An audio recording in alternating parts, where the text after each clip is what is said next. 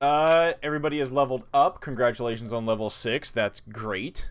And Let's fucking go. Did everyone yeah. pick their same classes, or anyone do any fun stuff? We'll find out. Well, Okay, because never mind. I think we're gonna be having some lovely like wrap up downtime now. So last session was a big one. It was the kind of big conclusion of Operation Awesome. It was Operation Awesome Part 3. So yeah, it was quite chock-a-block full. Many more kids rescued, bluffs pulled on Pincushion, the living doll.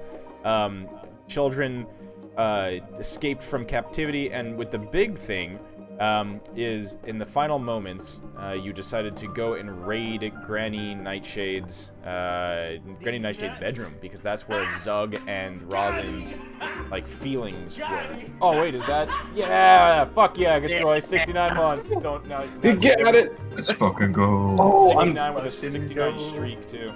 Oh, okay. I got a month and I got that too. But you're the first 69er. Hell yeah. Hell yeah. But yeah, so everybody was rushing to the room to like basically raid her study and raid the overall like the bedroom.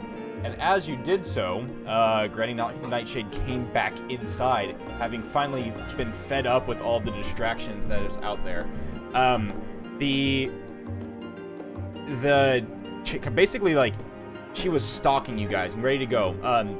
Voda had a very brilliant idea of imitating Granny Nightshade's voice to command the Redcaps, who were milling about outside the kitchen door, to get the hell out of there, which helped out a lot. That allowed for Elkhorn, the freed dwarf from Valor's Call, to escape with the majority of the kids and Voda.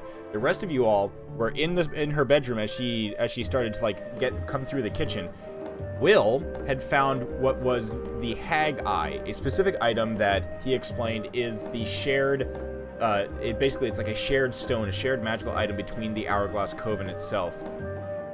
And upon seeing Granny Nightshade coming after you, he crushed the Hag Eye, dealing psychological damage to Granny Nightshade as well as blinding her.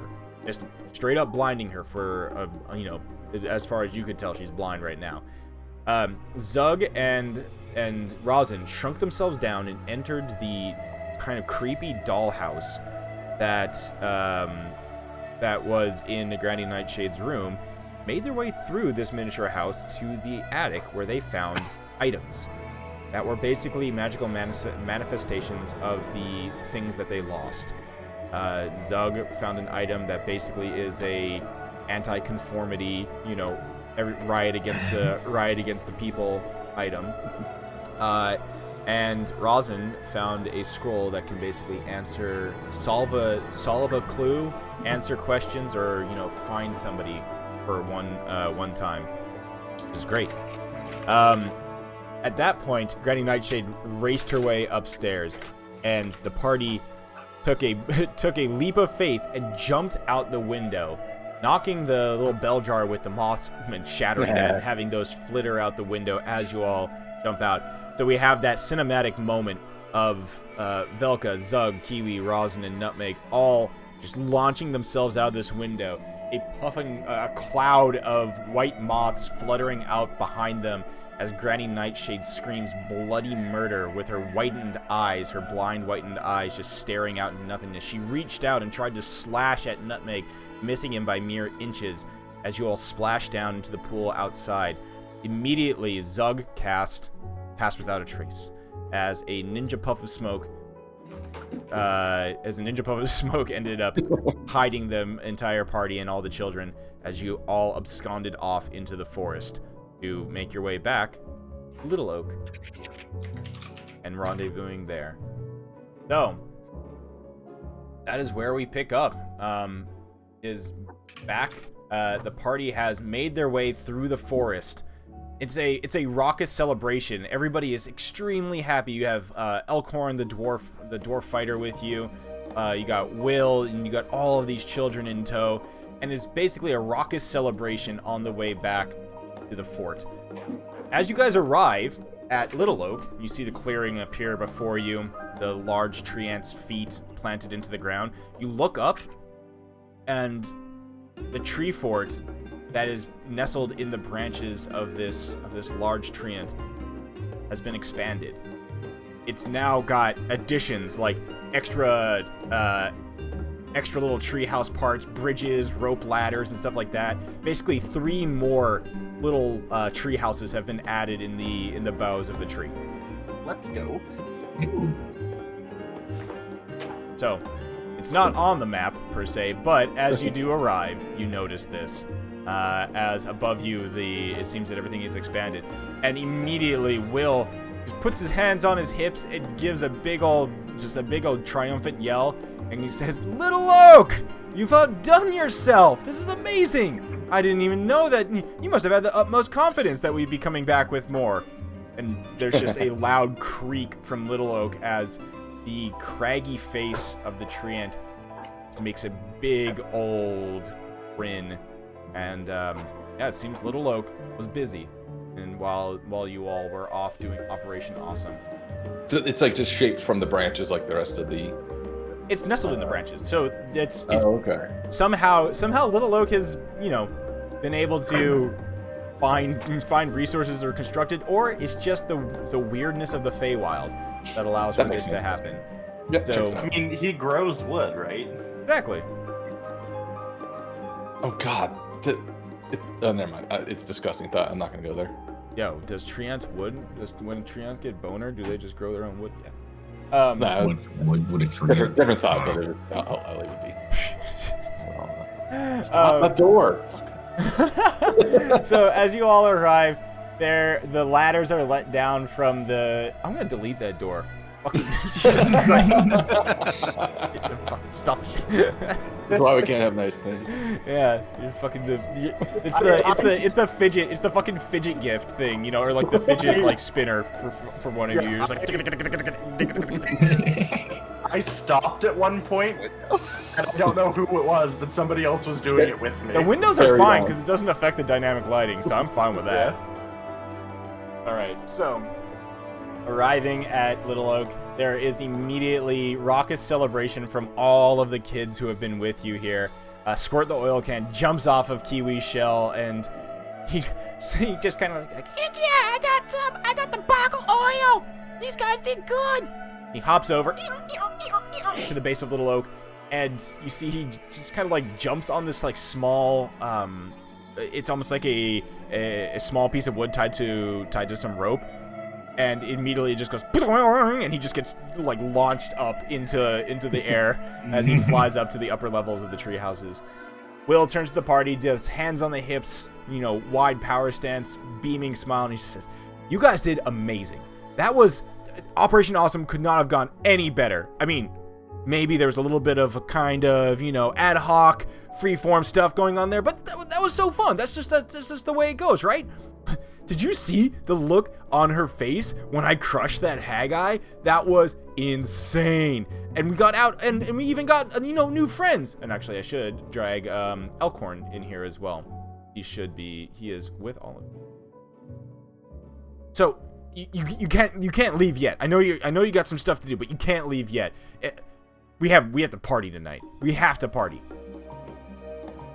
Yeah, okay. I'm down with that. Looks to the rest of you. I mean, I know this guy's down. He points at Nutmeg. He's already got all the yeah, dude, I'm already going. He's got the items. Yeah, Nutmeg, are you already just like, you got all the, your kit already just already rolled out?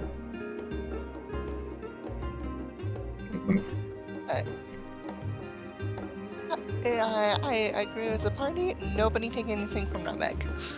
All the kids there was like a group of small, some of the kids are already kind of milling around already Nutmeg. shooing them away from Nutmeg. I mean, nobody should take anything from you. I'll just give it to you. Like, there's no taking. I think what my sister is trying to say is, please do not get the children high. I mean, why? Because there are long-lasting negative effects to developmental brains when they're subjected to certain... that's what He's already gone. Like, He's zoned out. my eyes glazed over like 3 paragraphs ago. It's important because that stuff's expensive and the kids don't appreciate it. Oh man, this is the Fae. Like, you just find that shit. Which, Give it to the kids. We Oh, have sorry. the square jar now. You just come upon that shit.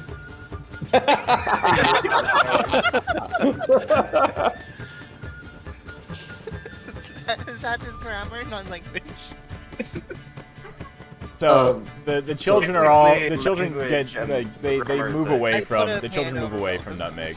Are they trying to set something up like down here? Yeah, or, yeah, like, yeah. up There's in the- oh man, the kids are all over the place. They're already climbing up the ladders and all that stuff.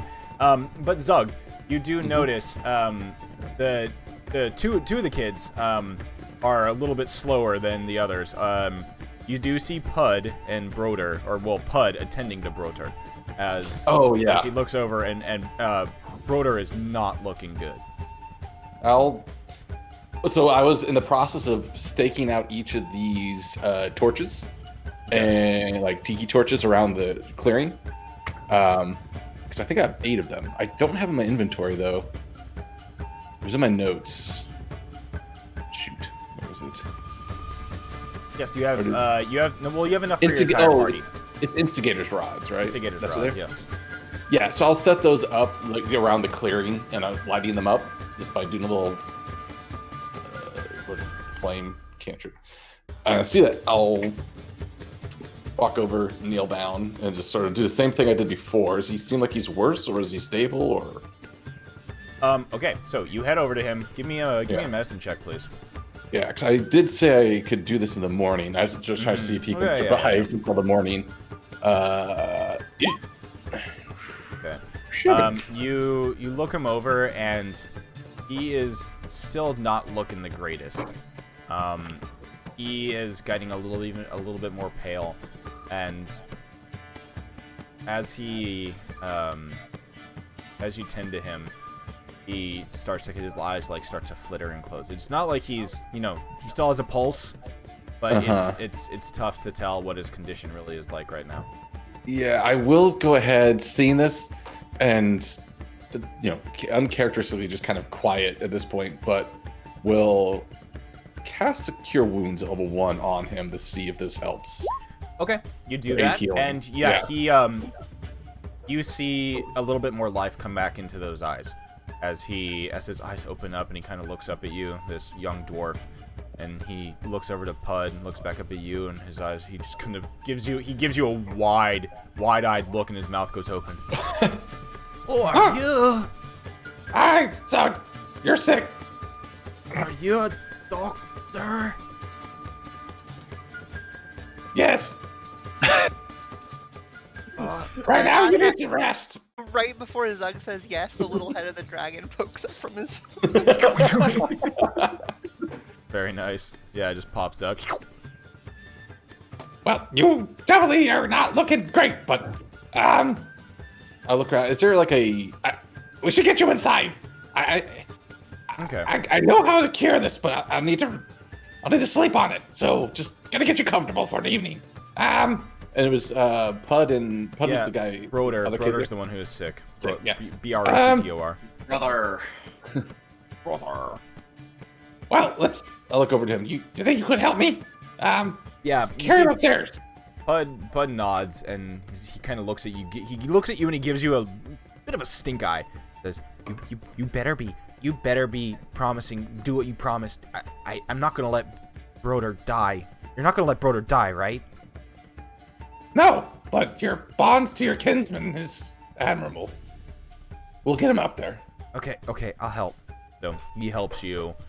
I'd say a dwarf child of that age is probably about your size.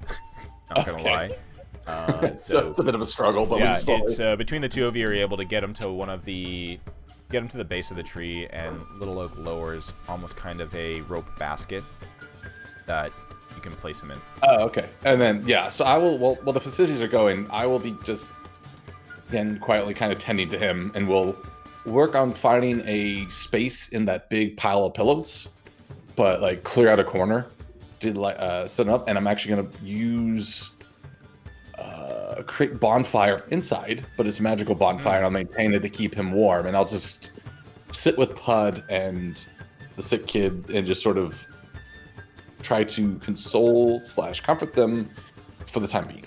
Got it.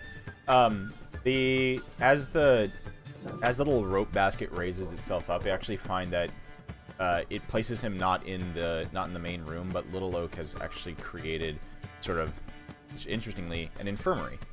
Ah, okay, Like perfect. a small, isolated, and quieter area that's at the back of the tree that you are able to place Rolter. And Pud sits down next to him. There already is a bowl of water in here and some light food, things like that. And the create bonfire. Actually, there is even like a small, a small stove type of thing. Just keep the room warm. Yep. Yeah, and I think what I'll probably do then is sort of explain to Pud just the basics of caring for a sick kid. Yeah. Just what to look for, and then I tell him I'll be around if he needs help, and stick around. Then I'll probably sit up on the branch, just overlooking what's going on below. Yeah. And So keeping an eye on the kid at as the you same time. explain to him, he Pud kind of looks you up and down. Says, "Your name's Zug, right? Yeah. Can I tell you something?" Does he look like he's trying to tell a secret that he's ashamed of, or is he trying to tell me a secret he's excited about? Insight check. Okay, because that's going to change. Oh, I just closed my character sheet. 1 second. Inside. 8. He looks. He has a guilty look on his face. Like he's trying to get something off of his chest. Oh, in that case, I'll just sort of tilt my head. Sure. Your confidences are safe. Back at Loon Lurch, I was gonna tell on you all. I was gonna tell on you all to Granny Nightshade. Now I feel bad about it because you're helping. And what did you hope to get from her? She told me she was gonna, that if I was good, that she would forget what she said. She said something about my family. She said that she would, bring my family to me. Where are they? I don't even know where I am. This place is so strange.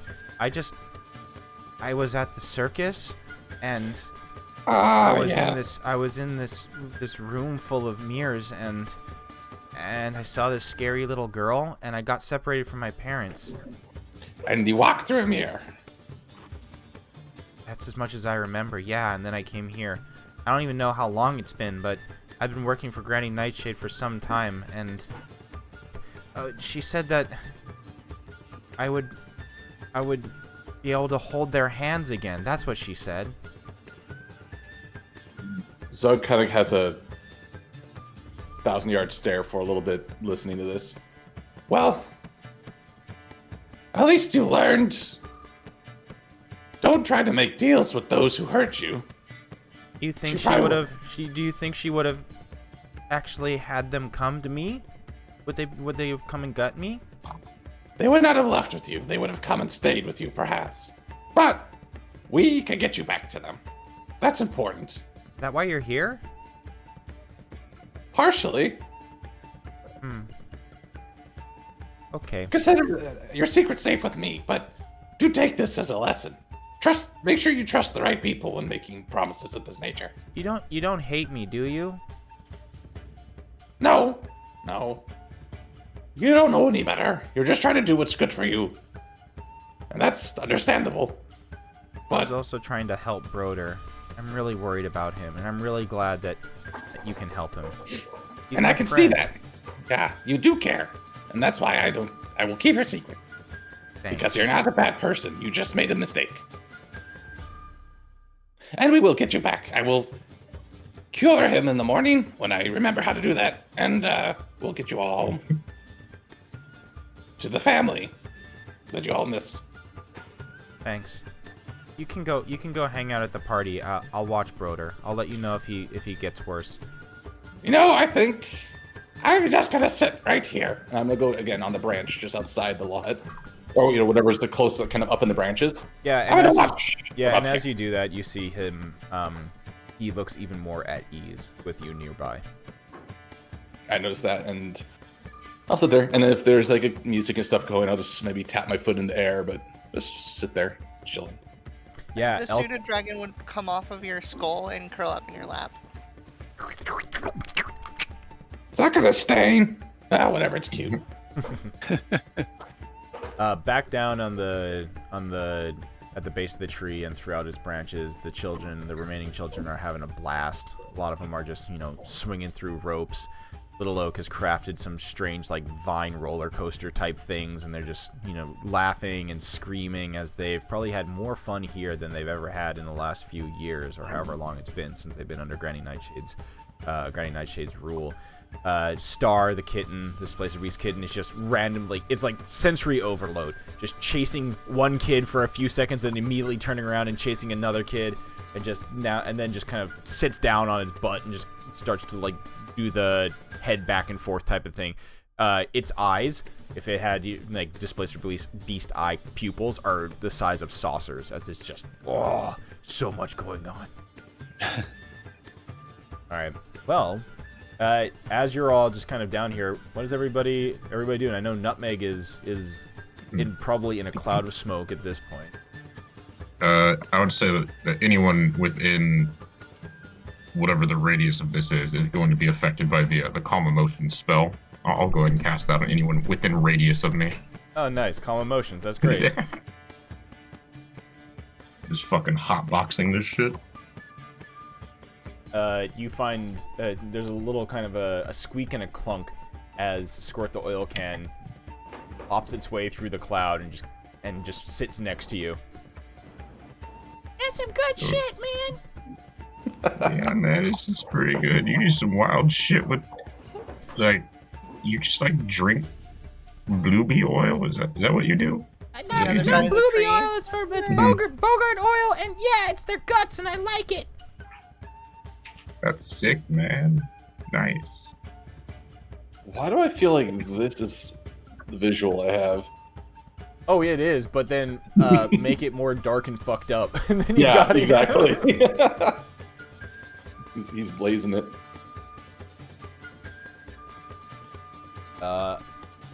Anybody else doing anything as the celebration goes on? Kiwi would be gathering. For anyone who's near Nutmeg, Kiwi would also start telling a story. You know, hell yeah. The dramatized version of the story of what happened for Little Oak to, in like a Greek epic style. I would be behind Kiwi using minor illusion to emphasize his points. Very good. I like that. And then obviously in the story, when the mage hand goes to push her down the stairs, obviously yeah. she clearly, flew through the wall. Even Nutmeg believes it at this point. He's like, whoa, what? Oh, man, I wish I was there to see it.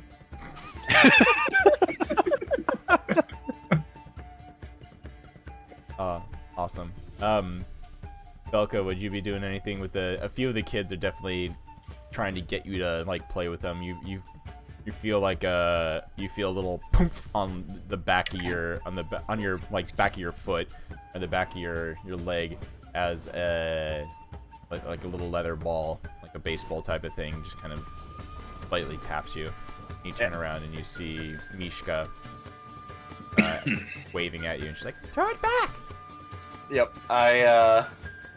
I am working through some chronomancy stuff, so I have like a notebook and a pencil out, and I'm like working through some stuff, but then also like tucking the pencil behind my ear for a moment, picking up the ball, throwing it back, not even looking, just kind of like I'm trying to do both at the same time. And actually, fuck it, let's just for the hell of it, just do a dex check. Okay, I'm doing okay. Yeah, it's it's dad in the yard drinking his beer type vibe,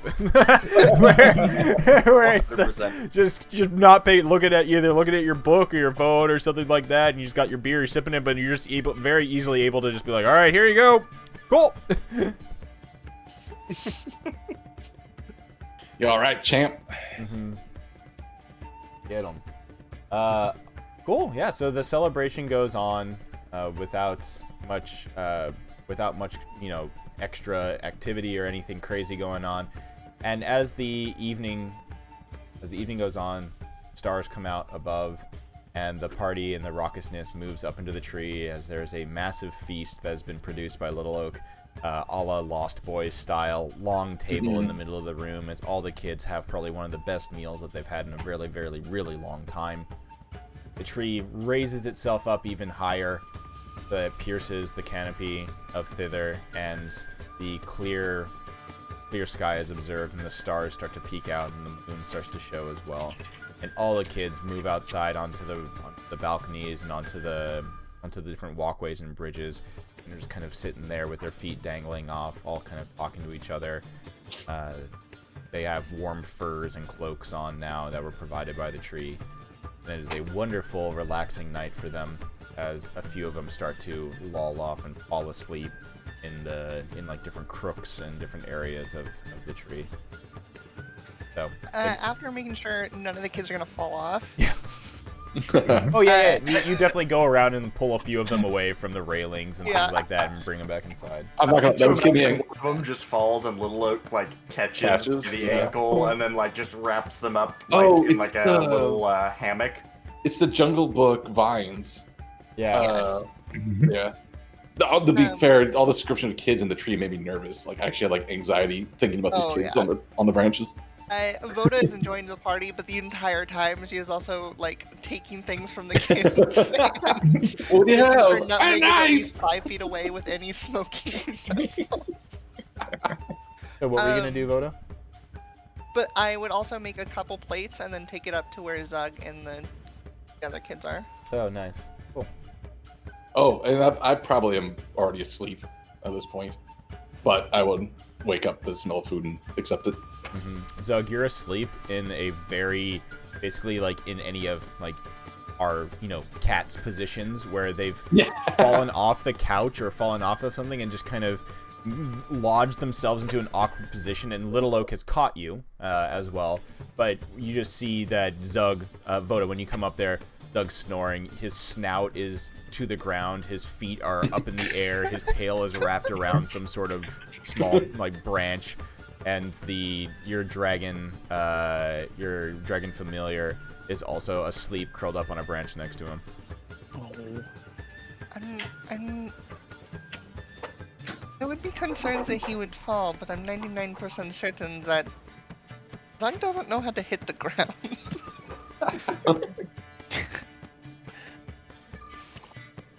You can leave me there. I'm fine. I'm safe. I'm light enough. My terminal velocity is not going to kill me.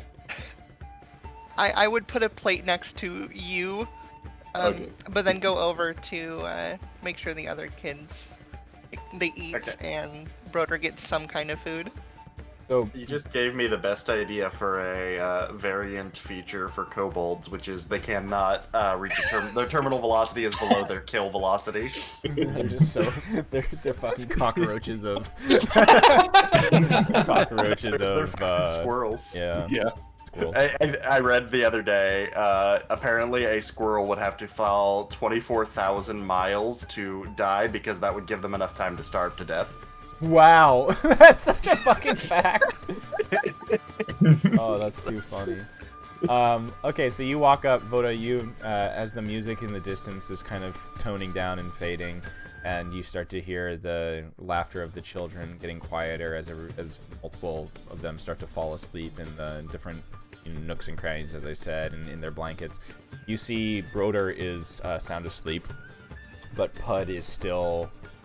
He's sitting next to him, trying to sit upright, but he's doing that sleepy kid thing where he is nodding off, and his head snaps back, and you hear a soft thunk as his back of his head hits the wall behind him. Just, ow. Oh. I like how you say Yeah. sleepy kid thing, but that's just me. I know. I'm being generous here. I was gonna say the derpy thing as well, but you know, just being accurate. All right. Trying So to find a gif of that. he looks. Yeah, it's that. He's absolutely looking like that as he stares back at you, Voda. And he just says, "Oh God, yeah, college kid in lecture hall. Oh my God." Oh shit! I still do that during Zoom meetings.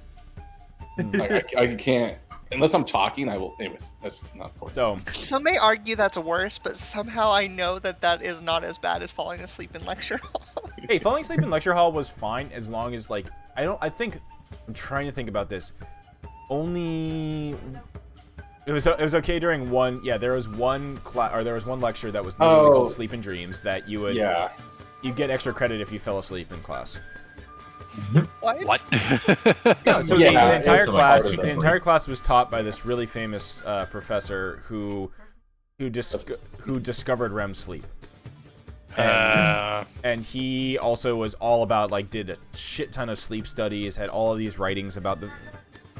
He was all these different notes and writings that were really interesting about the fact that like, you know, sleep debt is a real thing that sleep debt is something that you never really get back unless you like fully like sleeping for a long time helps you out because you're paying back that sleep debt. And he did a bunch of like studies with like people like truckers and people who do long haul like long hour type stuff and the debt. It was a really cool class. But yeah, he would if you fell asleep, some of the teachers' aides would like find you in the audience and they would try to like point you out and legitimately you would get extra credit if you were asleep in that class. That's hilarious. Yeah. I would That fucking is- ace the shit out of that class. Yeah. It was I such would a good ace that class. class and not learn anything. No, the problem is at that class I would probably not be able to fall asleep. Meanwhile, like Because you'd be too post- interested. Because you're Yeah. a nerd. I'm thinking about it, and then like then post lunch Peruvian archaeology at 2:00, I just can't stay awake. Yeah, No matter still how think hard I it's try. funny That the classes, I had two classes that were my best performances in high school, and they were the two that I slept through. Nice. So It was the same teacher, back to back, second and third period, algebra and physical science my freshman year. I got A's in both, very good. So and he hated me for it. this is but yes, Voda, you come up there and you see his head snap up as he looks at you and goes, "Oh, hi. Sorry, I wasn't asleep. I'm still watching Broder. I'm making sure he's okay." I just kind of smile at him and I go sit next to him with a plate of food and says, "Staying up when you can't is not going to help him. You know that, right?" Yeah, I guess so. But Zug said he's gonna cure him tomorrow. So he's gonna be better. And I just made a very pointed look at Zug's sleeping position. So responsible. Drool. Zug has not only a snot bubble going, but a long thing of drool just almost hitting the floorboards. And then he slurps it back up. Oh god. Yeah, checks out. I kind of gently push the plate into his hand and said, "You want to be awake when Bronza is better, don't you?" Yeah, you're right. I'll eat and I'll head to sleep. There's a pillow and a blanket next to him. Looks at him. Yeah, I'll rest here. I smile and you've been I point to the like bowl of water and like you've been making sure he's drinking? Yeah, he drinks some stuff, but he's still pretty. You look over and Broder is not moving. He still has color to his skin. You can still, if you look, you see his chest rising and falling, but very slowly. His eyes are fully closed now, and his breathing is extremely shallow. Oof. Can I tell if there's any kind of immediate seriousness, like something we need to deal with now? Give me a medicine Other check than as well. he's obviously not doing well, but Medicine check. So you go up, feel his pulse. He still has a pulse. However, he seems to have fallen into a coma. Ooh. Well, hopefully he lasts till morning. But other than that, like, you do a quick check, Voda, on the rest of his vitals. He's just unresponsive and seems to be in, like, yeah, coma mode, where he's comatose. He still has a heartbeat, he's still breathing, but he seems to be in, he seems to have fallen into a deep coma. Just from last session, did I determine it was a poison or a disease? Most likely. You determined that he is poisoned. Okay. Specifically poisoned. Gotcha. I have 2 options I can do. I purposely make sure not to show concern. Okay. Yeah. You Like- as you turn back, Pud is already asleep. Okay. Suddenly very concerned. Many concern, panic. Okay. Is there anything different about you, Voda? I would ask, actually. As the night wears on, does the, I don't know, it doesn't need to be your companions or anything like that, but is there anything noticeably different about Voda?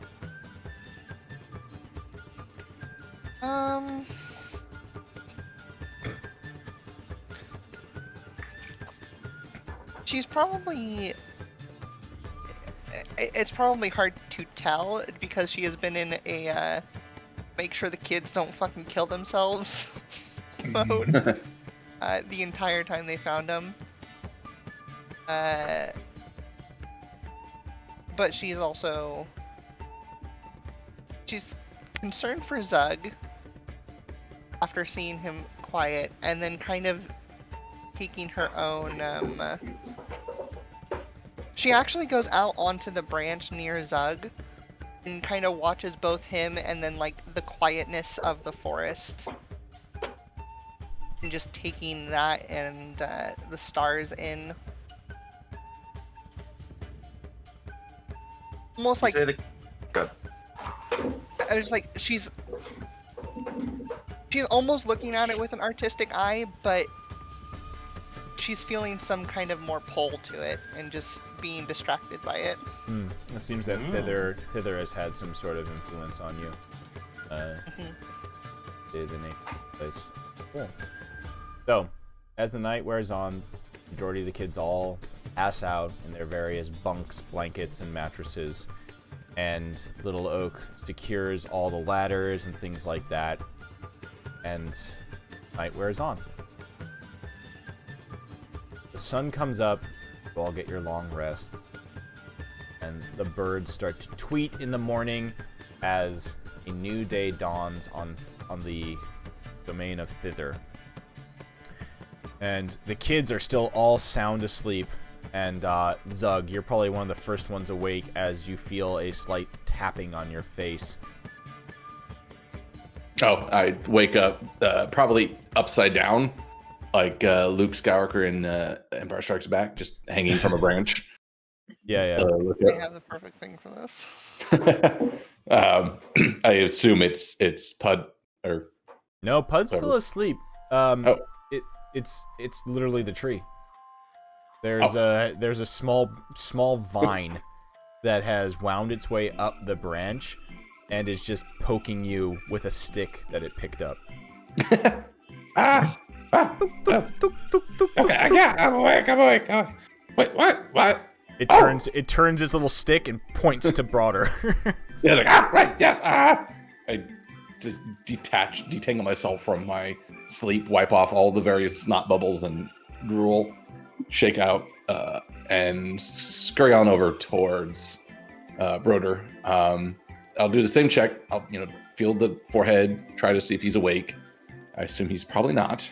So yeah, he's still breathing. He still has a pulse, a faint pulse, but he does not wake when you shake him. Doesn't even make any sort of sound. Nothing changes. I kind of I had that moment of, oh shit. Then I feel the pulse and everything. I was like, okay. Look, and is Pud still asleep next to me? Pud's woken up now that you've walked into the room. He yawns.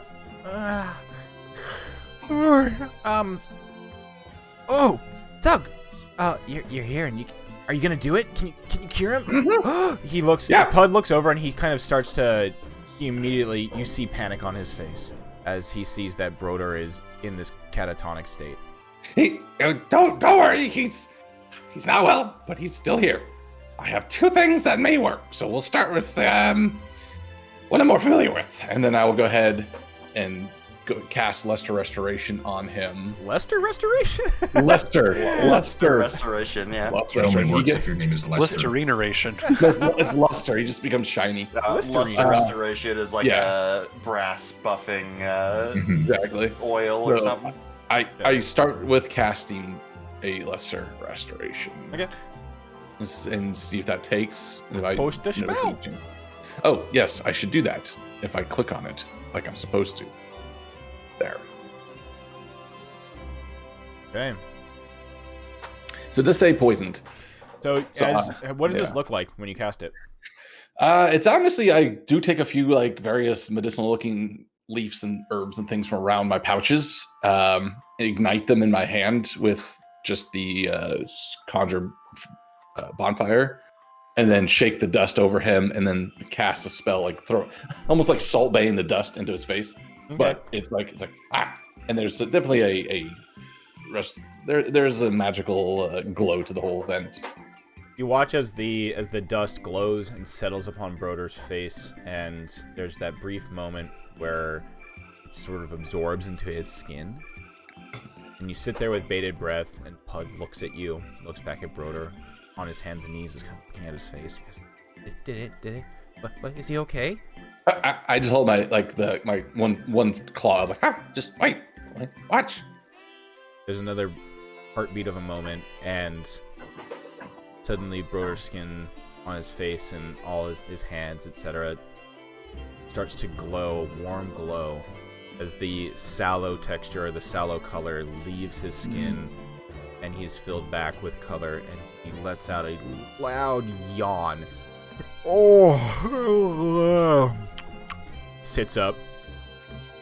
Does anybody have any food?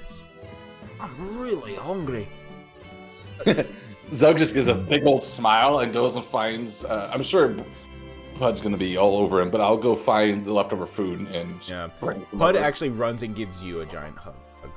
A Zug hug. Zug hug, yeah. And he just says, return it. Kind. Thank you. I'm really glad that I didn't tattletale on you to get to Granny Nightshade. I'm so sorry. No. As I said, it's a learning experience. Just remember what you learned from this, and if you feel doubt, just remember you did it out of desire to do good. Just direct it the right way next time. He looks at you and he says, I know you got bigger things to do, but if you ever come back here to Little Oak or to where we are, can you maybe try to teach me how to do that?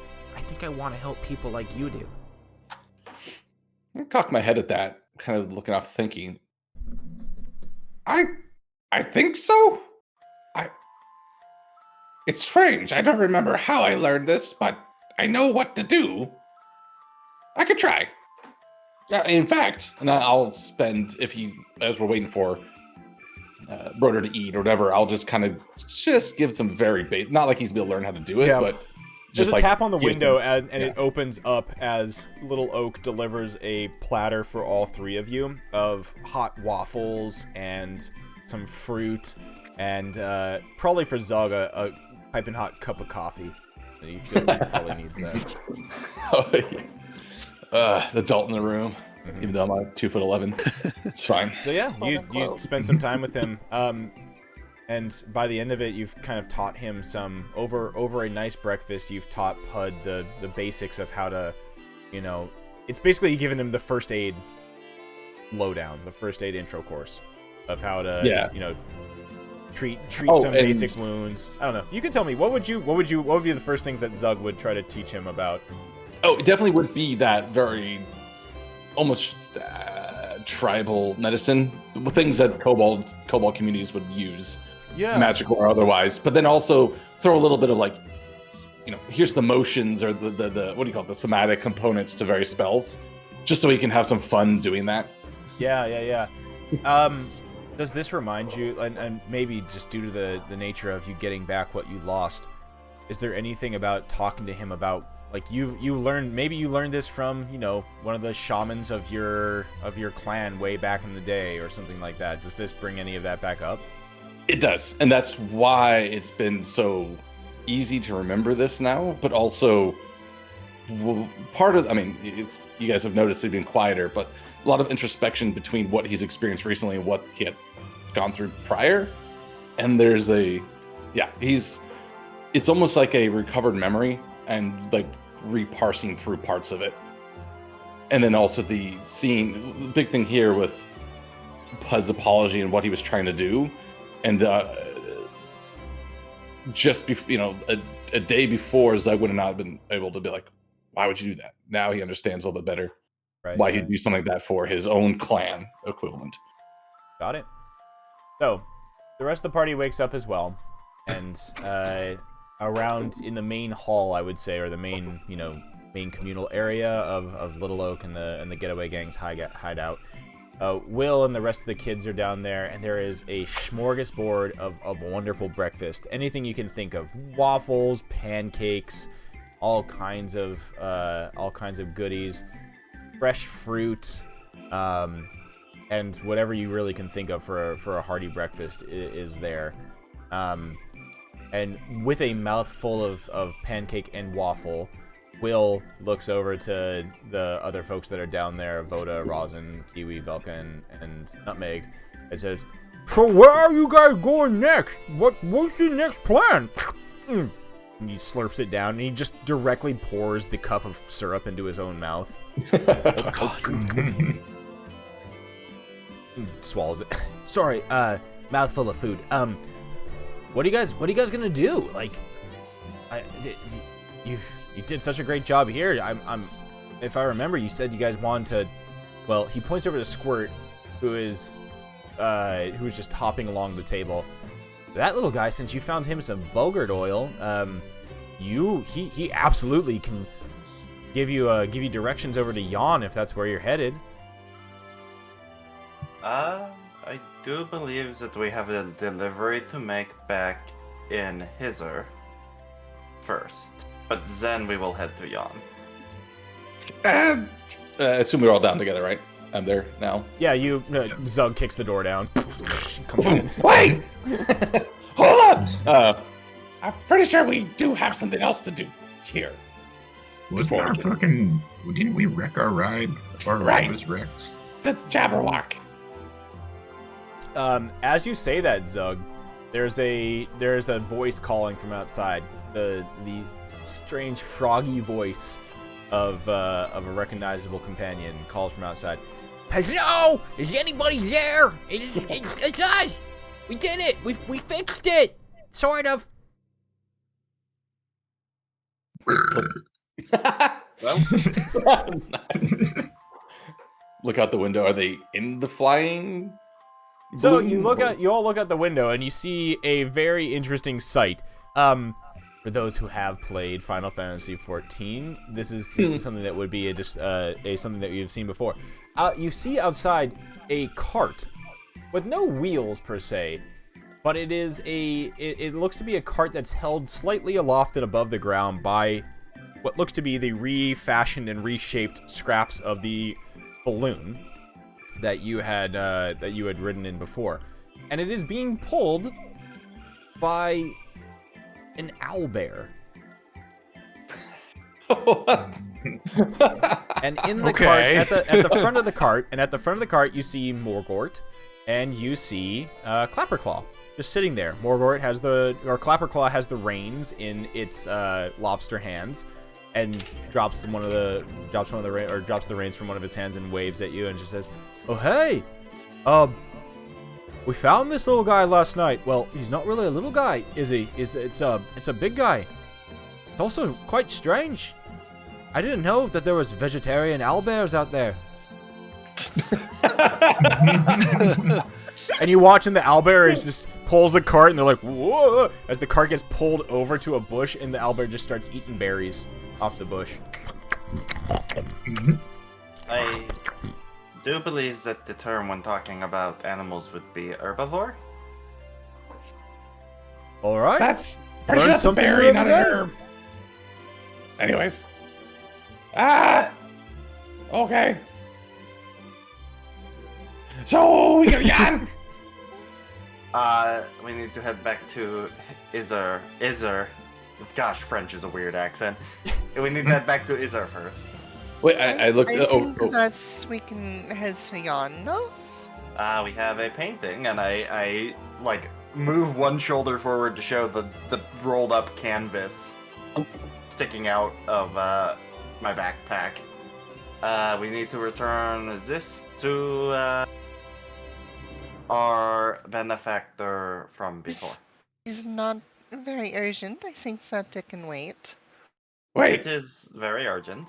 I think it can wait. I'm watching this like a tennis match. I'm trying to figure out. Yeah, just the eyes tracking. Yeah. Here, even if it were not for the fact that it is urgent for other reasons, we do not want to be carrying a stolen object from one of the witches on us. I think that is the least of our worries after what we just did. But it could be used to track us. Wait, he's got a point. Wait, I lean out the window and look down. Hey, can that owlbear fly? Clapperclaw looks down to the owlbear and is like, "Oi, can you fly?" The owlbear just looks. The owlbear looks up, tilts it turns its head around because it's an owl bear. Turns its head around like 180, looks back at Clapperclaw, farts, and then just Wait, Clapperclaw looks back up. I'll take that as a yes. Oh gosh, that's a rank vegetarian fart too. I think if I understand it correctly, I do not believe that this thing can fly. I think we're a bit grounded now. And Morgort chimes in. I think that's a better idea, considering that the last time that we were in the air, or the last time that this balloon presented itself to the sky, it was munched upon by a scary flying creature. So it's best that we stay to the ground beneath the tree cover. Okay. The balloon perennial sunning. What? I push Velka out.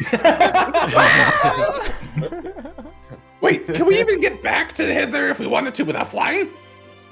Clapperclaw looks, shrugs his scarecrow shoulders.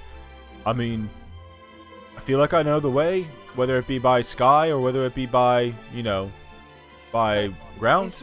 And then if we timed it wrong, then we'll just walk into walls of water. So we should just go to Jan. Or that spooky carnival with the off-kilter music. We need to get rid of this as soon as possible. Just side-eyeing Voda. What if we but, like, wait? looking for the What rest if of the group. what if we just have one of the kids deliver it back? Child labor, I like it. Yeah.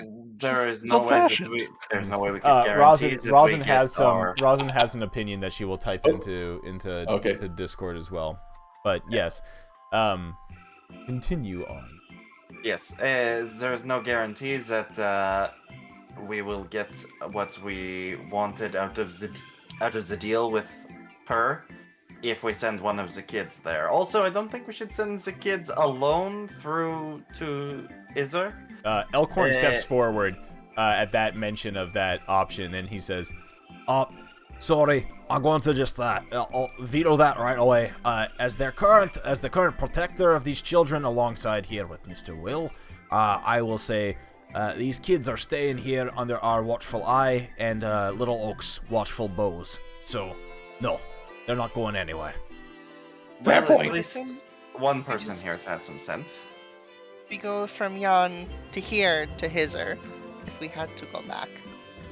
Or as We it's go rather from here, based, what if we go to back to Thither, then to Jan? Exactly. Squirt hops forward and says, So, I know how to get to Jan from here. We'll have to do some hop, skip, and jumping.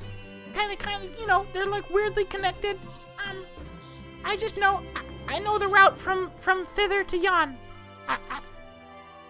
and Clapperclaw, I know the way to hither to Thither, or Thither to hither, but I don't know how to get to yon. Just the nature of it, you know? My head is starting to. So it's less of a circuit and more as a line we have to travel. Well, so either way we go now, we don't have to worry about the Jabberwock then. That's Oh. It's fine, yeah? As you're talking about that, there's a strange snapping sound from above you. As you watch one of the branches from Little Oak rapidly shoots into the sky and grabs something. It's the Jabberwock. Neat. The Jabberwock. Let's go. And brings it down, and next to your group, as you're all talking, it unfurls this oaky hand, and no, it doesn't eat it, and crushed in the center of this bough or this leaf is the Jabberwock. No, is a mechanical sparrow. Oh. Does it have a clockwork turny thing on its back? It does. All right. It's great. time we get moving. There's also a scroll in its Crits crest. aren't real. Yeah. Someone read that. I will take it and I will read it. As you unfurl it, you recognize the penmanship and handwriting from the multiple wanted posters that have been scattered around Thither, and on it does say, Dear sister, some nuisance adventurers have raided my workshop.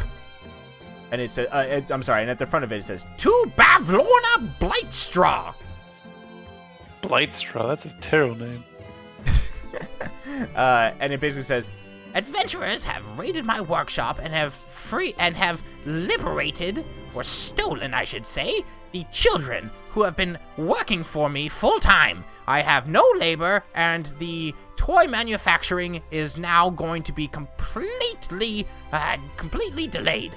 If you or Endlin see any hide or hair of 2 herringons, a strange lizard creature, a fairy, or 2 fairies, and a strange turtle who bears the title of Witchlight Monarch, please inform me right away and detain them until further notice. I feel as though we should have just let that go. That would have solved our issue of telling her about what we did. Is the clockwork sparrow completely destroyed? not completely. It's just Just kind kind of. of beat up? Yep. I'm I'm gonna try and repair going it. to cast Mendy. There we go. Yeah, let's also just give it the scroll, and we can just save ourselves a trip or the portrait. I mean, The I portrait. will, This sparrow would not be able to carry that canvas. Yo, Monty Python shit. How much is an Yeah. unlated sparrow? on the back of the back of the note, I want to write from us, like be like Velka, sign it Velka, but it would be like we also stole her painting, and just a smiley face. If you would like to meet us in Jan, we can give it back to you in exchange as we agreed. Okay. Oh, that's yeah. I would make sure to take that after him and write under. There is no need to meet us in Jan. Okay. The mended sparrow. And then I will cross both of our names out and write vodka and Velcro. Okay. Hey, that'd be a great band name. Vodka and Velcro. The mended be all- how dare sparrow. you blame your other siblings? Yeah, the mended sparrow. The little Excuse key in me. the back of the mechanical sparrow of the clockwork sparrow starts to turn again after it's mended, and his claws latch around the rolled up scroll, and it takes off into the air. You watch as Little Oak's hand kind of goes after it again. No. It's okay. This one can go. There's a creaking response as Little Oak lowers its branch. Any more you see, those can go down. You know, that letter. what she wrote, she's right. We seized the mean for production, and she can no longer use her capital to create anything at expense of child labor. We've done a good... Voda is suddenly holding a sickle. His name has officially turned to vodka. I pull on my red cap sickle. It's literally a red sickle. Oh my god. It's inevitable. Every campaign somehow. Gotta do it, baby. Yeah, vodka and Velcro are not our siblings. They're code names. Sure. I get it. For yourselves. That's what someone called us in Zizzer. When was it not the was it not Bavlorna that said that? Out of character, I'm pretty sure it was, but honestly, I don't remember 100%. I just made sure to write it down to use as code names for later. It was good. Also, when you mentioned that they're not your siblings' names, Zug kind of tilts his head, looks. Do all your siblings have names? Yes. You've met Vamper. He is the youngest, closest to us. Our older siblings are Vivlon and Vivus. Right. And then you didn't choose your names. You were given them, as in like you were named. Yes, that is how naming usually goes. I look very confused. No further questions. Is there a Vivus and Your Honor. Vivus and Would you like us Butthead? to give you a name? There's not a Venus and Butthead. Venus. Anyways, but yeah, then you got the quadruplets. Are Venalo, Vizon, Verdil, and Veric. The quintuplets are Varo, Velris, Vena, Vubak, and Venleth. And then the older of the triplets. V for Vendetta fucking scene. Barely. Vinen, Vazak, and Vazil, and then the younger triplets are Vanbal, Vemin, and Vilro. And then our youngest that we know of, I'm sure there are more now, but it has been 8 years since we were home, are Vertin and Veza. 8 They would years. be- Rapid cycle. You probably have 14 more siblings. That's it? Who was the prick with the scarf? I did the wrong math. Sorry. That was Vamper. Oh, that's right. And yeah, okay, I'll accept as a prick comment. Language. I said prick, not frick. Language. Yeah, still counts. Shakes the jar. I'm at this point, every time I say language, I stand next to Kiwi as he shakes the jar. Yeah.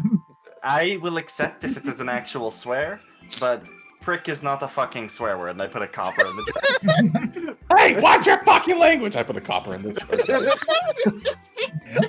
I like to imagine Zach and Bell having a cussing argument standing next to just the keep jar. on going to the jar. Tapping it. Every comment is met with a tingle, a little dingle. Oh my As God. Mona's in the background, her eye just twitching. Huh. It is strange you all have names, but that's cool, I guess. You call you Zug, is that not your name? Yeah, I chose it. You have a name. No, I chose it. That's just coming of age. Interesting. It is a very good name. It Yes. fits you. Well, can I have a name then? You have to choose it. You have one that was given, I right? know, I was just asking if I could have another one. I just wanted one. Oh, Why not? If Sure. the only options is being given, which you already have, and then making your own, that's just kind of up to you. Yeah. I want to be given a name by someone else. Like, I want it. I'm going to call you Puffy. Uh-huh. I grab it in the air and I put it in my bag. Ah, sucks to suck, loser.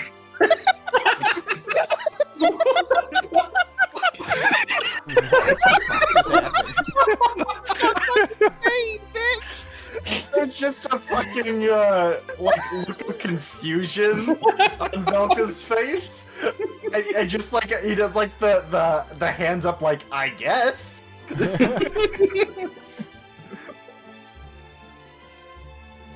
Anyways, I'm adding naming. Puffy to my inventory.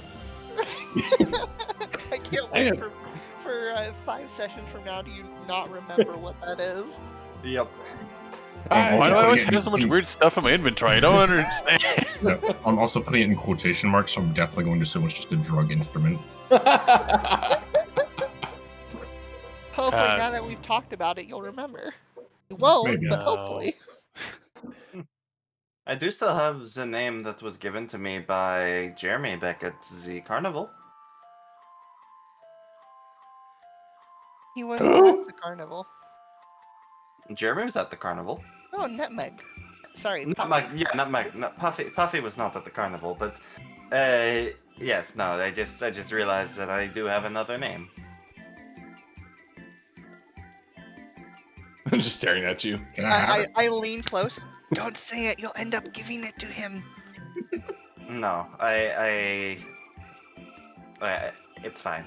I do not know how this is supposed to work, but I think he thinks he has the name, but I think it's just, you know. I think you just misunderstand his power. Have you seen him? It takes a wicked grip. A long stare at. The sound of a bubbler It's just a echoes. 20-second rip. After he does that, I just lean in and go, terrified.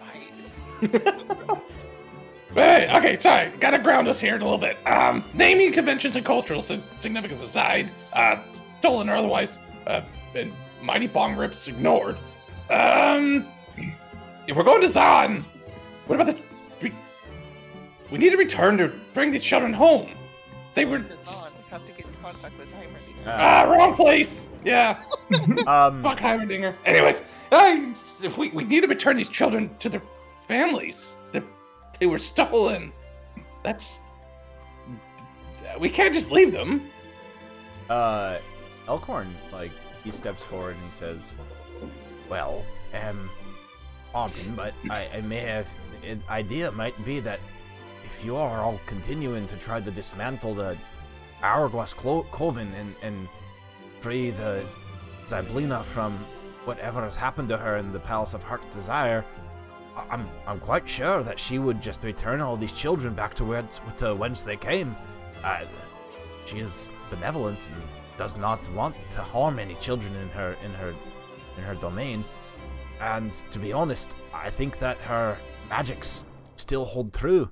The children are always left unharmed, hence the fact that they've never were actually injured or severely hurt in Skabatha's workshops. Broter aside, he just ate some weird shit and kind of went into a coma, but he's cured. He's better. I don't know if good OSHA requirements for child labor excuse the kidnapping, but I get your point. No, it's the kidnapping was kind of a loophole. You see, I believe that they've been put in a state of not being actually threatened, but miserable, and that's kind of the middle ground. That's how they skirt. That's the loophole, as they say. Sir Roald Dahl book. Got it. I think that leaves us with the option of leaving them with Elkhorn and trying our best to fix things here. It does seem to be that way.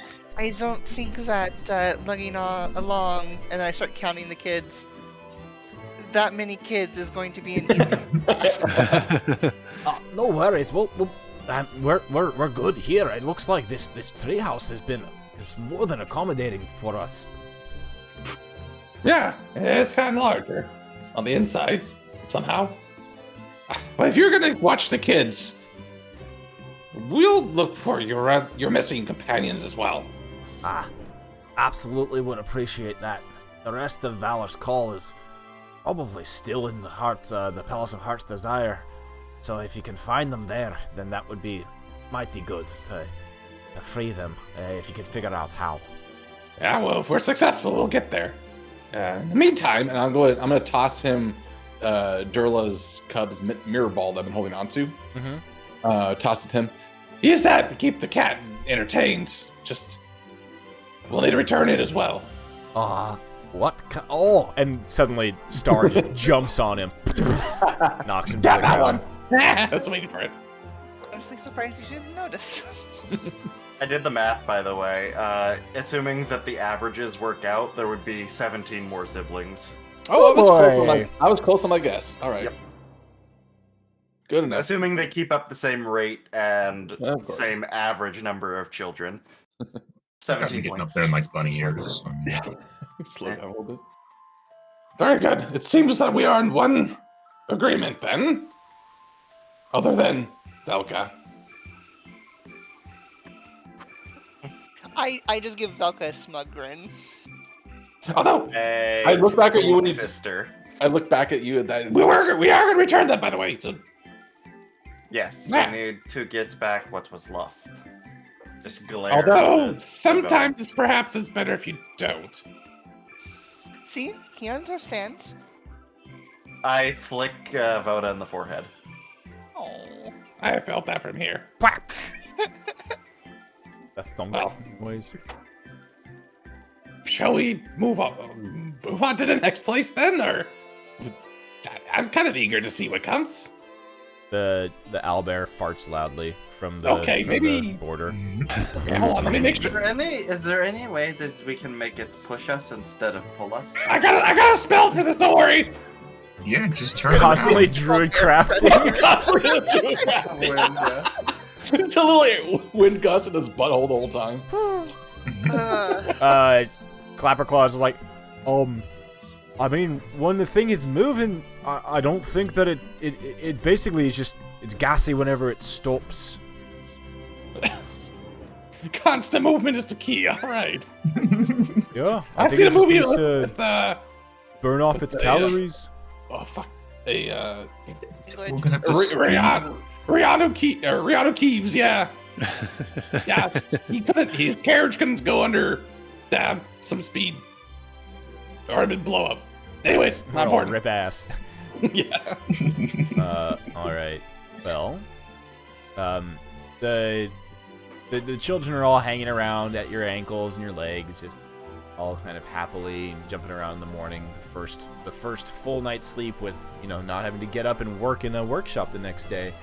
It makes them extremely happy. Squirt hops up onto Kiwi's shell. Says, Whenever you're ready to go, I can, point you in the right directions. All right. Thanks, Squirt. Oh, I gotta do one or two more things before we go, but it'll be really quick. Once everyone's ready. All right.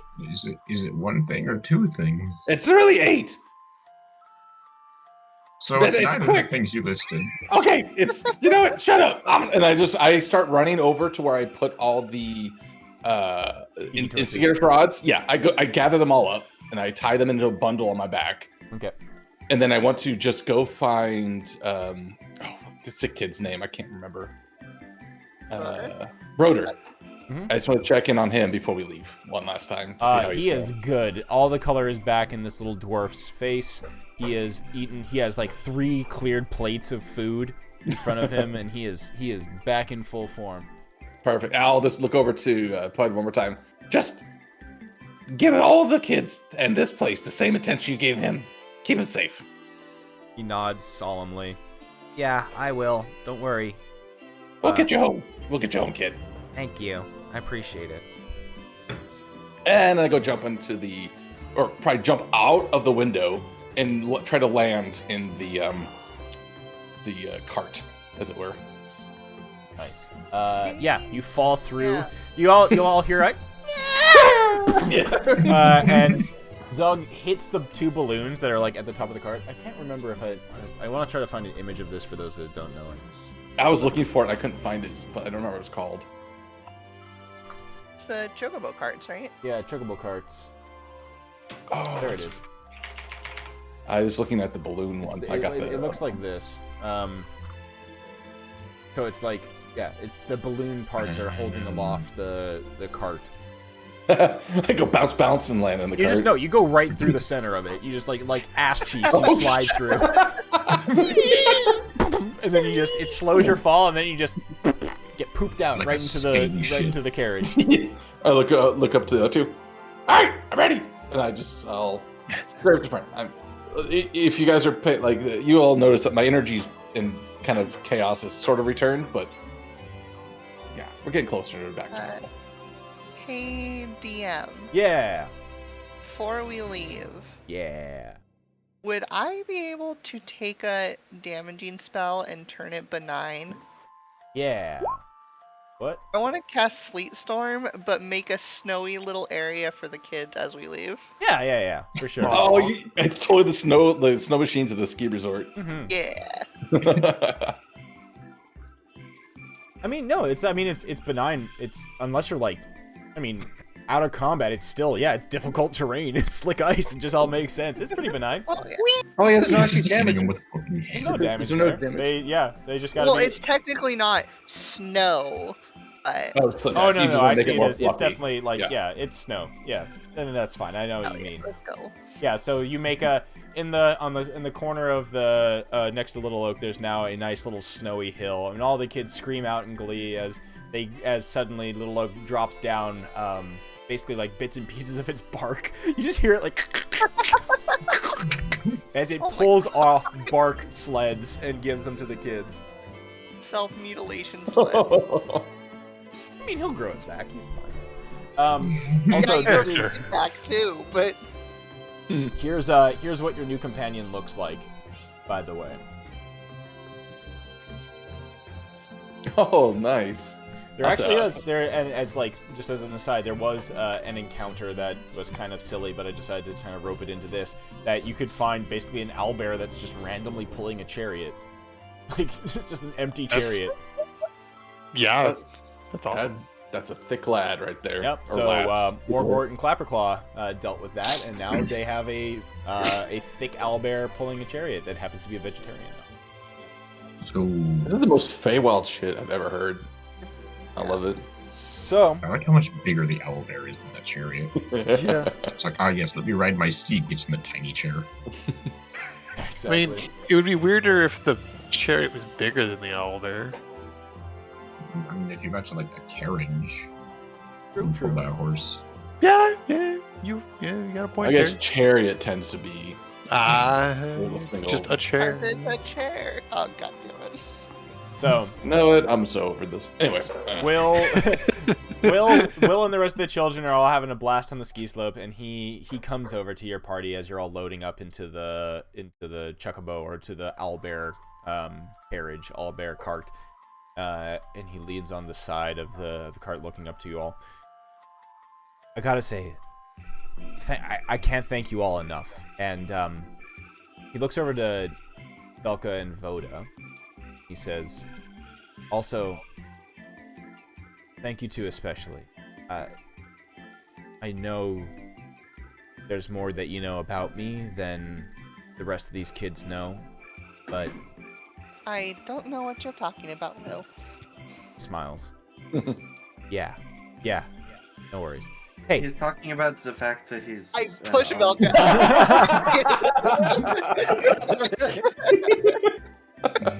Take care of Squirt, okay? He's a good oil can, and just don't let him get into too much trouble. All right? Oh, we'll do our best. Ain't that right, Squirt? And Key will give him a little like tap on the side. 10 sessions from now, he's just drenched in oil from the boggles, just fucking cackling. Squirt cares not from where the liquefaction flows. He's in the Oil background for with, the like, oil an airship gods! coming out of the sky in flames. Yeah. Squirt just look over to Kiwi like, light me up, and just fucking. Gosh, just like the oil fields. Yeah. when We're gonna start fields burning. We're gonna start Warhammer 40k in the Feywild somehow. Yeah. No. Squirt just goes, what's the fucking It's oil for the oil gods in this case, right? Yeah. Look Yeah, for the Dark oil. God. Yeah. Oil for the Americans. Is that from There Will Be Blood? That GIF? I assume so. Probably. I watched a movie a while ago. And it was a wild ride. I remember that. What's the orc's war cry? It's like Wow. wah, yeah. Yeah. just Kiwi and Squirt at the forefront of the caravan, just wah. Fucking spurting fucking oil fire into the distance. Will gives you guys waves you all goodbye as you as the owlbear is piloted deftly by Clapper Claw, and Squirt hops over to there and goes, All right, so you're just gonna head. and then he just starts giving directions. And interestingly, you start to, as you move away from the kids sledding down the impromptu sled slope next to Little Oak, etc., and then the grove disappears into the distance. Suddenly, in front of you, the trees start to widen out, and after just a few minutes of Squirt's directions and things like that, you find yourselves on a path. What seems to be a road that was never stumbled across before as you were walking across thither. And Squirt, his little oil can, smiles and he says, Yeah, see? Look, it's the road to Yon. and you can see this road just winds its way through the forest, nice and open, no trees in the way, pretty well maintained, no foliage or debris in the way either. And it's not spooky or anything. It's all like nice and cheerful. Nice and cheerful. Okay. All right, let's take a quick 5-minute break. Go to the bathroom, grab another drink or anything, and we'll continue on briefly. Hell yeah. You head away from thither. Mm-hmm. You're back.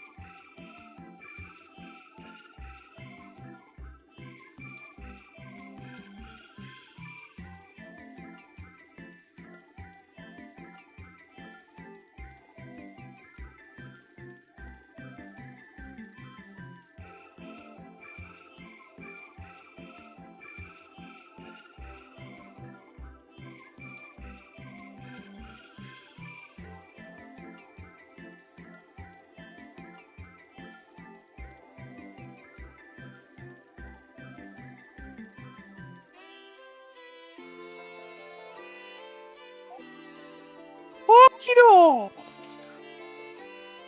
Yeah, it's an epilepsy warning. Sorry, it's just I like how it's not even spoiler, you're just right beneath it. yeah. I'm fairly confident none of us are at risk. I think Well, now's the time to find out. Yeah, right. Oh, we've all seen that, Pokemon episode, whatever. Probably. I don't know.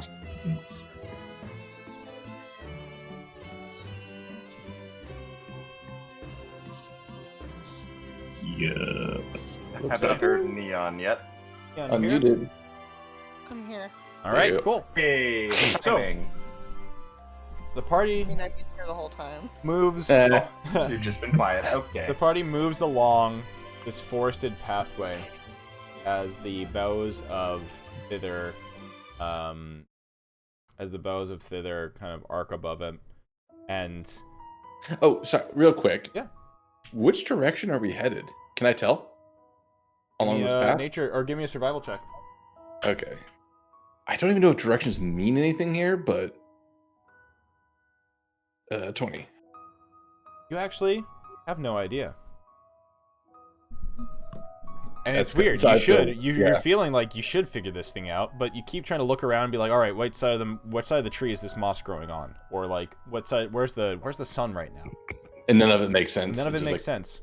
Yeah. And you continue onwards, and all of you begin to notice that slowly, from the periphery, mists are slowly kind of getting closer and closer through the woods. As you can't quite see the nature beyond it, you don't see any of the animals stalking around in the distance. The bird song gets quieter, everything gets a little bit more muffled. All you hear is just the slow, plodding sound of the owlbear's paws as they pull the cart forward. And everything starts to get a little bit claustrophobic. Suddenly, you can't see 10 feet beyond the cart in either direction. All you can really see are almost just the edges of the trees at the edge of this pathway. Things start to get a little bit darker as the sun above starts to get blotted out by this mist. Everything is just quiet. That really weird, almost echoing muffle. I need one of you to roll me a D100. It's a race. Please be 69. Ah.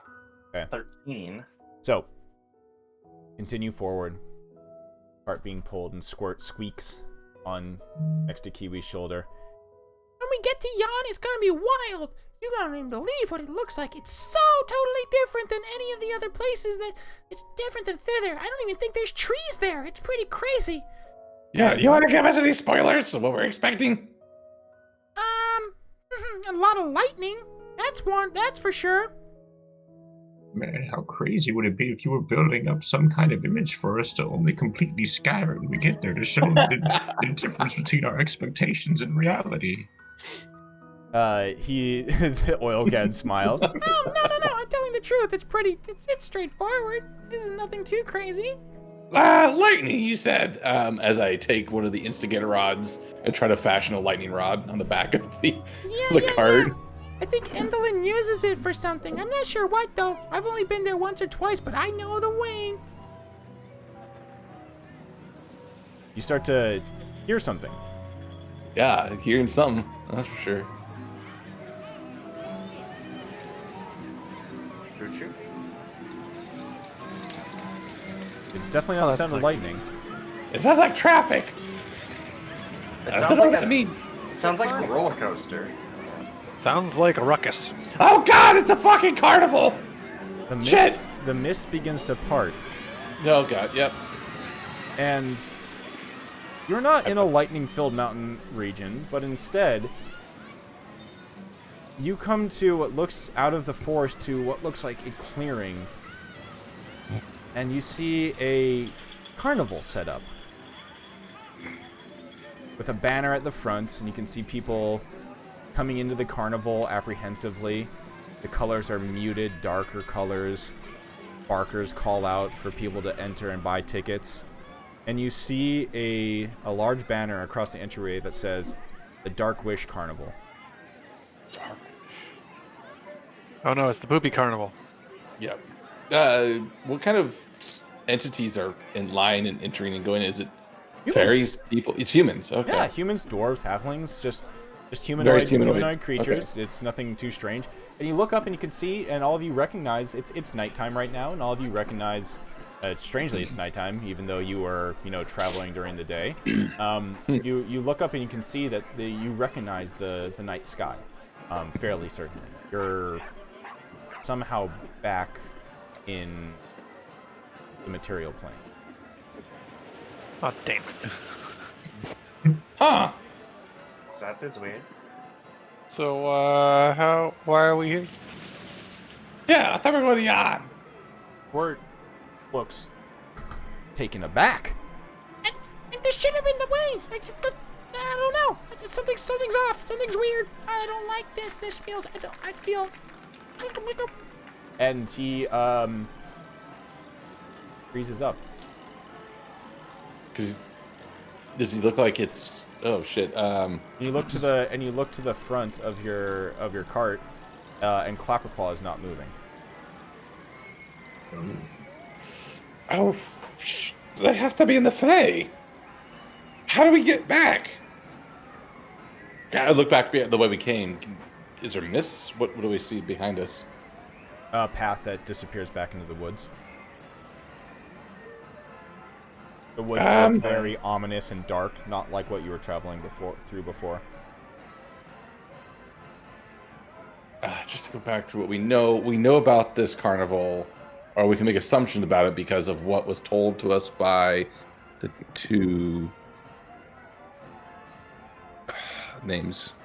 Can never remember. It's in my one of my goddamn sets of notes. You hear from the front. You see a top-hatted man stepping forward and calling to a bunch of the patrons who are walking towards like that front ticket booth.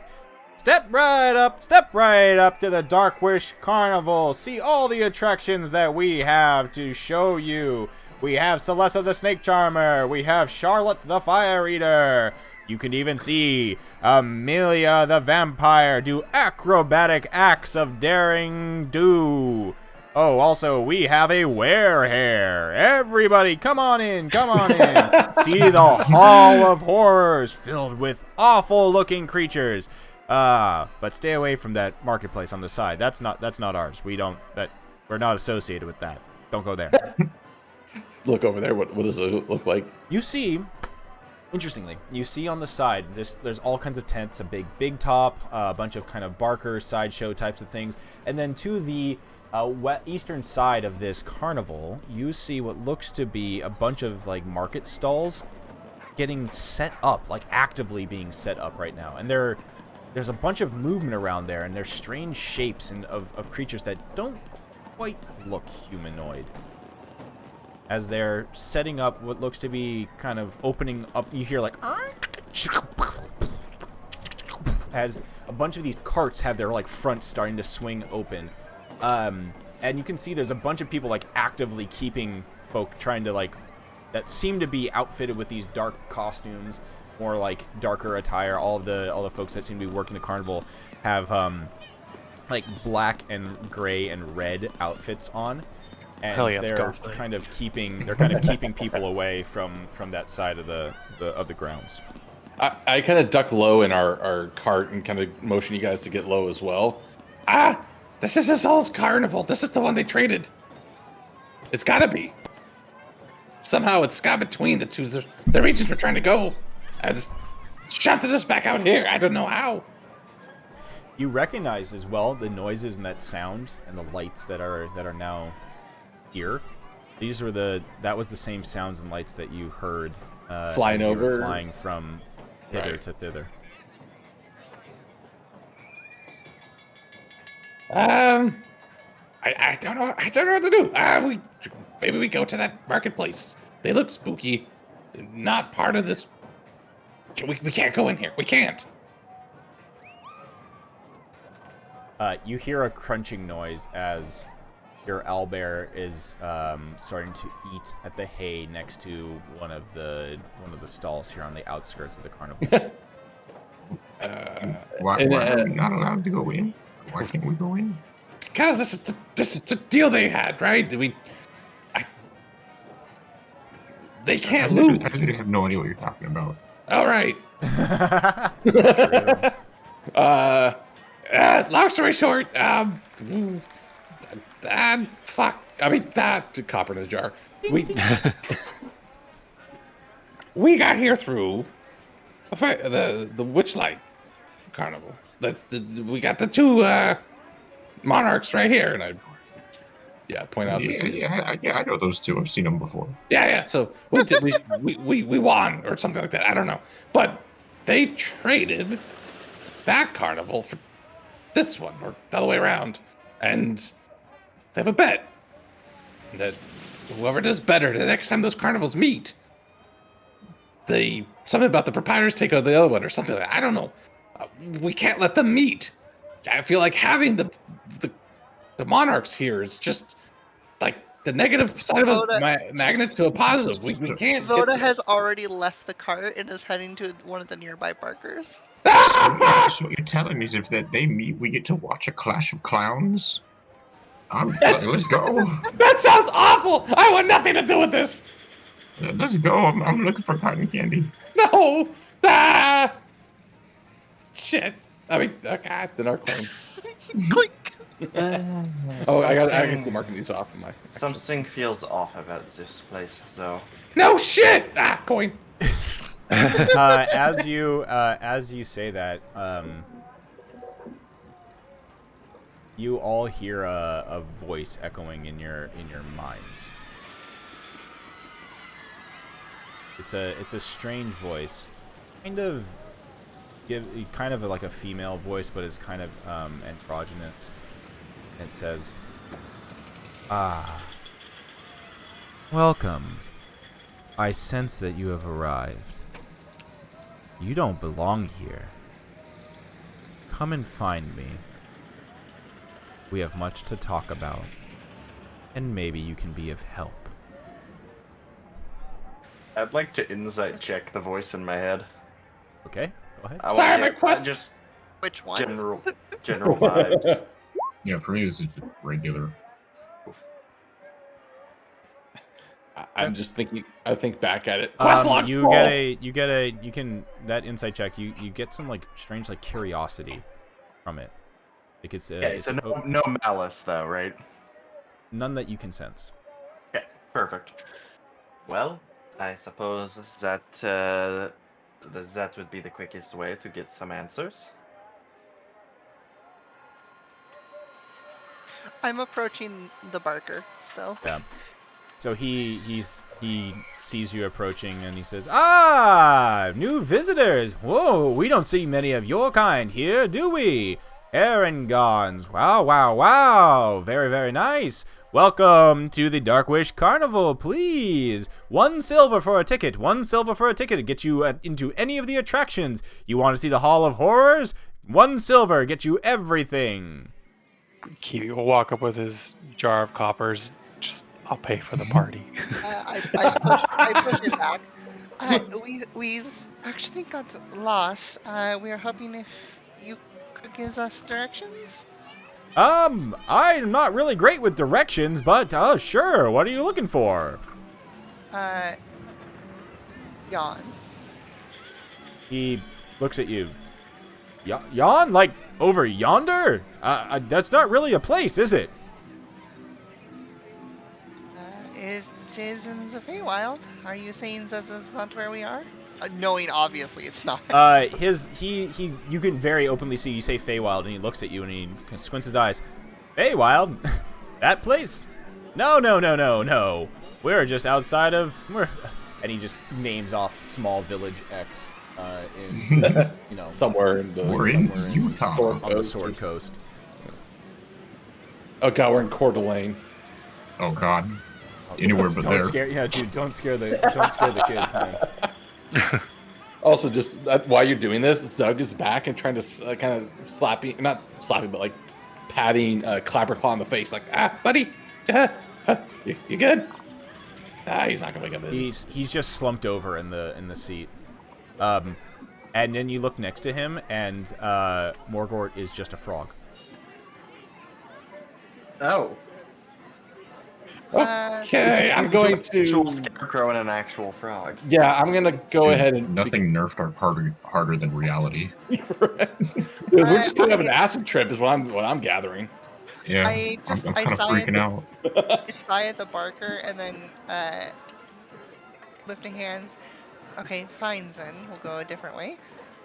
Do you recognize this voice? And I'm going to minor illusion the voice that was in our head. And repeat it saying, "Come and find me." And it's like, do you recognize this voice? He does not. He looks at you and says, "Never heard that voice in my life before. Odd." We have now. I just randomly picked a, random town. You're outside of the town of Karse. Karse. It's a town in the middle of the high forest on the Sword Coast. Make sure we write this down. This is going to be the most important fact that we learn, even though he just picked it out of his ass. Yeah. It looked at Somehow we'll run in. Well, we'll no, run I should into the. have known what. No. But, Giving Okay. you shit. So he says, also, I'm "I've never gonna heard that just- voice before, but come on inside. You know what? You all seem like and he kind of puts on his salesman. He puts on his salesman face. You know what? With a group of your size, discounted tickets. 2 silver for the whole lot of you. Half off." Well, we are back at the material plane, so deals here are probably a little bit less structured. Also, I scoop up the frog and put him on top of my skull, so he's just. I'm gonna make sure he comes with us. I don't like leaving him here. The pseudo dragon's tail comes up and puts over top like a seatbelt. Nice. All right, perfect. I like it. So yeah, I got a party on my head. I love it. Hey, that's 2 of us. Yeah. I guess we have to. I don't like it. But Can I make I a guess we change gotta for a go. gold? I don't like paying competitors either, but I don't think we're going to be getting out of here as is, and I just point to the frog on his head. You're right. Yes. Don't think of it as paying the competitor. Think of it as getting an inside loop. Like, it's espionage, right? No. You see, this is called. Voda looks very excited. He's like, This is not espionage. No. This is called competitor. Coin. There's a phrase for this. As Zug is trying to figure that out, Voda grabs the jar from Kiwi, heads to the barker, and just whispering, "Espionage." Yeah, as long as you do more than 1 silver worth of damage to this place, you're in the green. To answer your question, my Harangon fellow, yes, I do have change for 1 gold. Here you go. And he hands you back 8 silver. Yep, I will hold give on, him- He just crashed outside of my place. Nope. Oh, Okay. what? Oh shit. Holding on. Holding. That's That's not good. Yeah, Yeah. that's not good. That's Mm-hmm. Right out. Is that like a car crash? That's I assume my so. understanding. Hopefully, it's So- minor. Although, It's- in the context of this, I expect this Barker to basically be the radio demon from. yes. Oh, yeah. Yeah. From the one episode that we got. Yeah, and like I've not 3 seen years ago. all of them. Also, we got that newest episode of what Hell of a boss. right? No, but what season is it now? It's like season 2, episode 1 or something. I think so. Yes. And it's been how many months, and there's still been nothing. They're releasing them as they're done. Yeah, Ah, and I get now- it. It it's takes now a long time. It's now a paid thing. Not paid, but like it's going to be Is it not going to be on YouTube then? Is it No. moving to? it's like Oh. produced. I see. I did not know that. So I'm not going to be waiting and checking YouTube for a new episode. I'd have to actually find whatever platform they're going to do that on. We don't know what's coming out. I don't know. Got you. I mean, I would. I just need to know what it is. I would give them money to keep making more shows. Yes. They Um, are. They're good. Solid.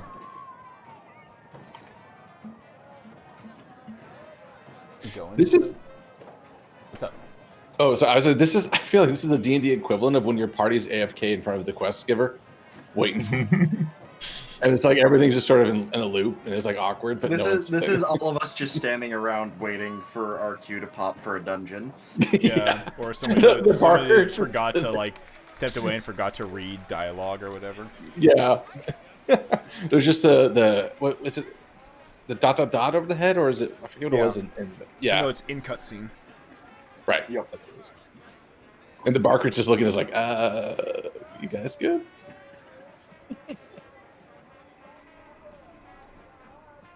Just on the topic of car crashes, Oh, there was lovely. one that really annoyed me when I was a kid because there's a highway that was right. Lived on a dead end and it backed up right into a highway, and crash happened on the other side of that, and there were just people swarming to the end of our street to like hang on the fence and record with their phones. That shit. I hate that. Yeah, The Rubber It's necking. worse than rubbernecking. it is Yeah. because it's like vultures. That's the way I look Yep. at it. People try to get like pictures of carnage. yeah. They're like, man, we could sell this to the news for blah blah blah amount of money. It's like, You don't even sell No. it for any money. It's just for getting credit in the corner. yeah. But yeah, that was nowadays because this was pre like the big social media push. But like back then, it was like they were trying to make money off of it. Now people are just like, oh yeah, this Instagram post that the news is using. Yeah, now clout is stronger than God. But now I have a picture of a chibi being cute. So Hell yeah, Give. You can Very just sleuth. sell that. I put it up. yeah, you should sell it. That's super Jeez. funny. That's, Just isn't curl that up there. Tuco's? Isn't that like Tuco's massive thing that he? No, that's the. I'll give you a picture. This is the small one. Tuco does not fit. He sits in it, but he overhangs. His ass eclipses the side. There's a double wide one we have that he can sit in. This is the regular cat size one. It's right next to my desk because Chibi loves to sit in it. And I've I don't know if I'd say I've trained her, but I've encouraged her to sit there instead of on my keyboard. Hell yeah. So sense. she's got better at it. Tuco will just sit on my wrist, on my mouse hand when he wants attention. I sent a picture of that the other day. And then the other two will jump up here and like pat my face, but then go away.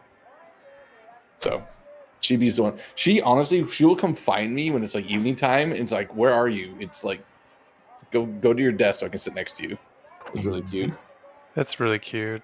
I mean, Momo does something similar. It's like as soon as we get back from our evening walk, she knows to. She starts running home the last quarter of it Oh yeah. because she knows she gets treats when she gets home. And then we do some Anticipation. training, Mm-hmm. and then like either go grab like a piece of dessert or something. But then she just sits by the couch, like go sit on the couch. I want to go on the couch. Now, so we go on the couch. Why aren't you on the couch? It's like trying to herd us towards the couch and stuff. Like, no, we must sit on the couch, humans. Also, speaking of car crashes, I saw this the other day. It was Oh, God. people wrapping Oh up yeah, their this is podcast. wild. I'm Yeah. I'm blown away by how they were not even injured by this. Yeah, it's time stamped. So Oh, okay. It's a 54-minute video, but No, it's timestamped to where it happens, but yeah, no injuries, but whoa! yeah. Oh yeah, I saw that. It's crazy. Yep. What? That is the strongest 2.5-inch wide steel pillar I've ever seen in my life. Yeah, I'm pretty sure the guy on the right, our right, he got bonked. bonked. He definitely got bonked, but it was not a huge hit. yeah, it was definitely like We're he just chilling. plowed over the pillar.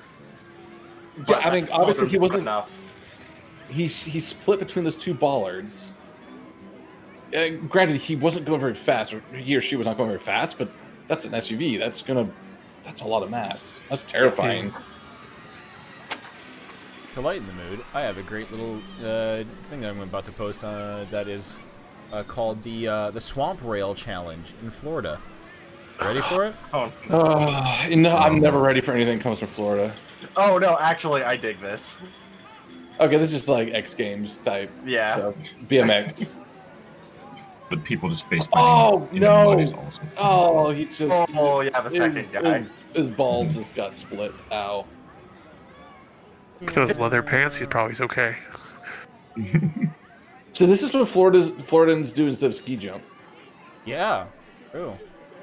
Swamp Look Rail, how baby. everyone's so clustered up against the. They want to be in the splash zone. Dude, That's this part of the reminds me excitement. of like 80s rally clips. It's very specific but accurate. All these dudes I mean, with look at the fucking massive sunglasses. shades. The like. The Oh guy my in the God. Scooby Doo onesie. Let's go. Yeah, yeah. Look at got them there. Yeah, let's go. Yeah. Makes it. Oh, I saw the same at the same time. Yeah, Yep, and baby. we're all watching it together. Yeah. I love this. Oh, what that the fuck last was shots that? with like the stereotypical like skateboard fisheye lens. I was like, that was like, the fisheye lens at the end there. That was. yeah. God, You know Florida's what? a Well, weird we're gonna. place. I think we should just probably. I'm back. Oh, you're back. Oh, Oh, you okay? ah, Everything good? yeah, things is good. Did you? We don't know. My mom heard a crash. Our neighbor heard a crash. There isn't a crash. Ghost crash. So they There's probably also a- drove away from it. Yeah, it could be Also hitting a around. truck. Well, there's nothing. There's Oh, nothing. There's a truck that's like up on a curb, like diagonally in the street. Didn't hit anything, and there's nobody inside of it. It sounds like it got hit. it could. Yeah, it could have been knocked up there and then. Well, you don't see any damage on it then. There, didn't there look close. wasn't anything. Weird. Odd. Yeah. So. It's the Feywild messing with you. Well, back to this. It's wild. You see the Barker, who introduces himself as Tyndall. He says, "My name's Tyndall. Tyndall the Barker. I sell tickets here, and I can give you a quick guide around the carnival if you would like. Do not recognize that voice that you just spoke out or you imitated, but I'm sure that it might be somebody who's visiting. Who knows? They could be at the carnival. Excuse me, could you please tell your chariot, your wagon thing, that it's an owlbear. Can you please tell that thing to not be eating the carnival tents nearby?" I got that. I'm actually like, I'll go ahead and cast Speak with Animals, and then talk to it directly. Bud, just try to stick to the vegetation. We'll be back in a bit. The owlbear looks at you curiously, and he says, "Well, because you're speaking with animals, right?" Yeah, so I'm literally doing like whatever like the noises an owlbear makes. Banjo-Kazooie has noises. Appreciate the raid. Welcome everybody. But they're like Thank you for kobold accented Hang out for a bit. owlbear. So whatever that sounds awful. All Whatever it right, is. give me a persuasion check with advantage, please. All right. That kobold accented is just high pitched. Yeah. Great, but somehow grating at the same time. Like it's just weird. Thank you for the Cold gift itself. accenting sounds like someone trying to live an entire life in a day. Very frantic. So the owlbear reluctantly lets go of the tent flap that it's been chewing on, and is just and backs away. Okay.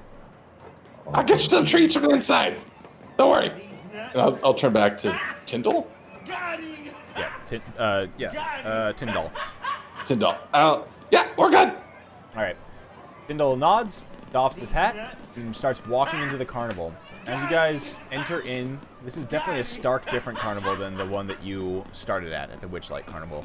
Everything is darker and more dreary here. Everything is more macabre and aimed towards kind of the either scary or like titillating type of stuff. It's less fun, more horror show type of vibe.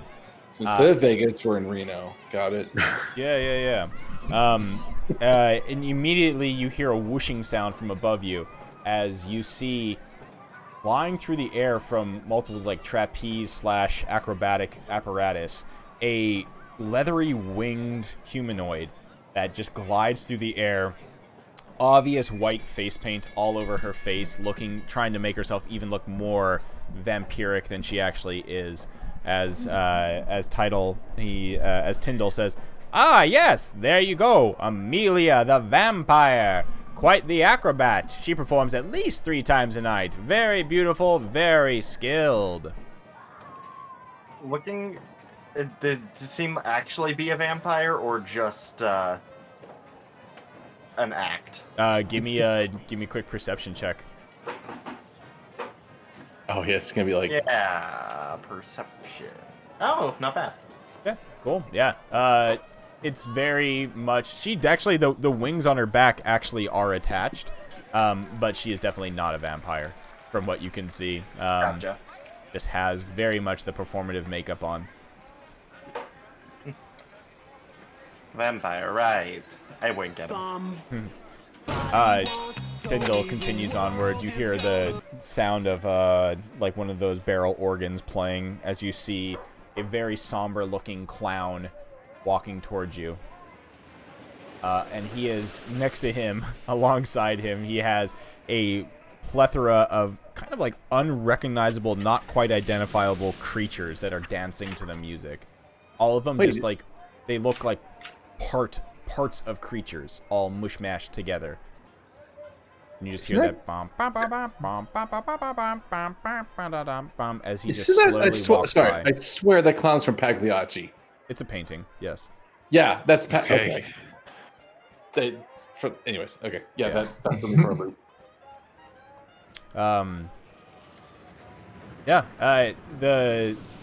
The Barker Tyndall continues onwards and he says, "Feel free to explore the carnival. There's the Hall of Horrors, there's the performance in the Big Top, and maybe if you're lucky, you'll see Isolde, our lovely proprietor." And he says, "I gotta get back to the tent, or I gotta get back to the entrance. Gotta sell tickets, you know. Also, stay away from the Litwick Market. They're not with us." Litwick. Litwick? Have you heard that name before? I have. Okay. It's a Pokemon. Yeah. Oh, god damn it. As he's heading back, wait, what's in the Big Top? You just said it was performance. He says, "Yeah, we have multiple performances in there. There's the fire jugglers. There's the, we even have a rapper and a dancer, Alti. They perform every once in a while. Quite nice. Also, Snake Charmer." Yeah, okay, fine. Got it. All right, go back to your entrance. We'll work on Is it a flying snake charmer? Is it charm flying snakes or just regular snakes? She charms whatever snake she wants. I don't know. Why don't you go and see her? All right, Radio Demon, we'll do our thing. As you continue onwards, Rosin's the one who sees it, and she points it out to the rest of the party as you're meandering your way through these strange-looking stalls and tents and things like that. You see a young girl, and she is kind of very curiously following a floating light.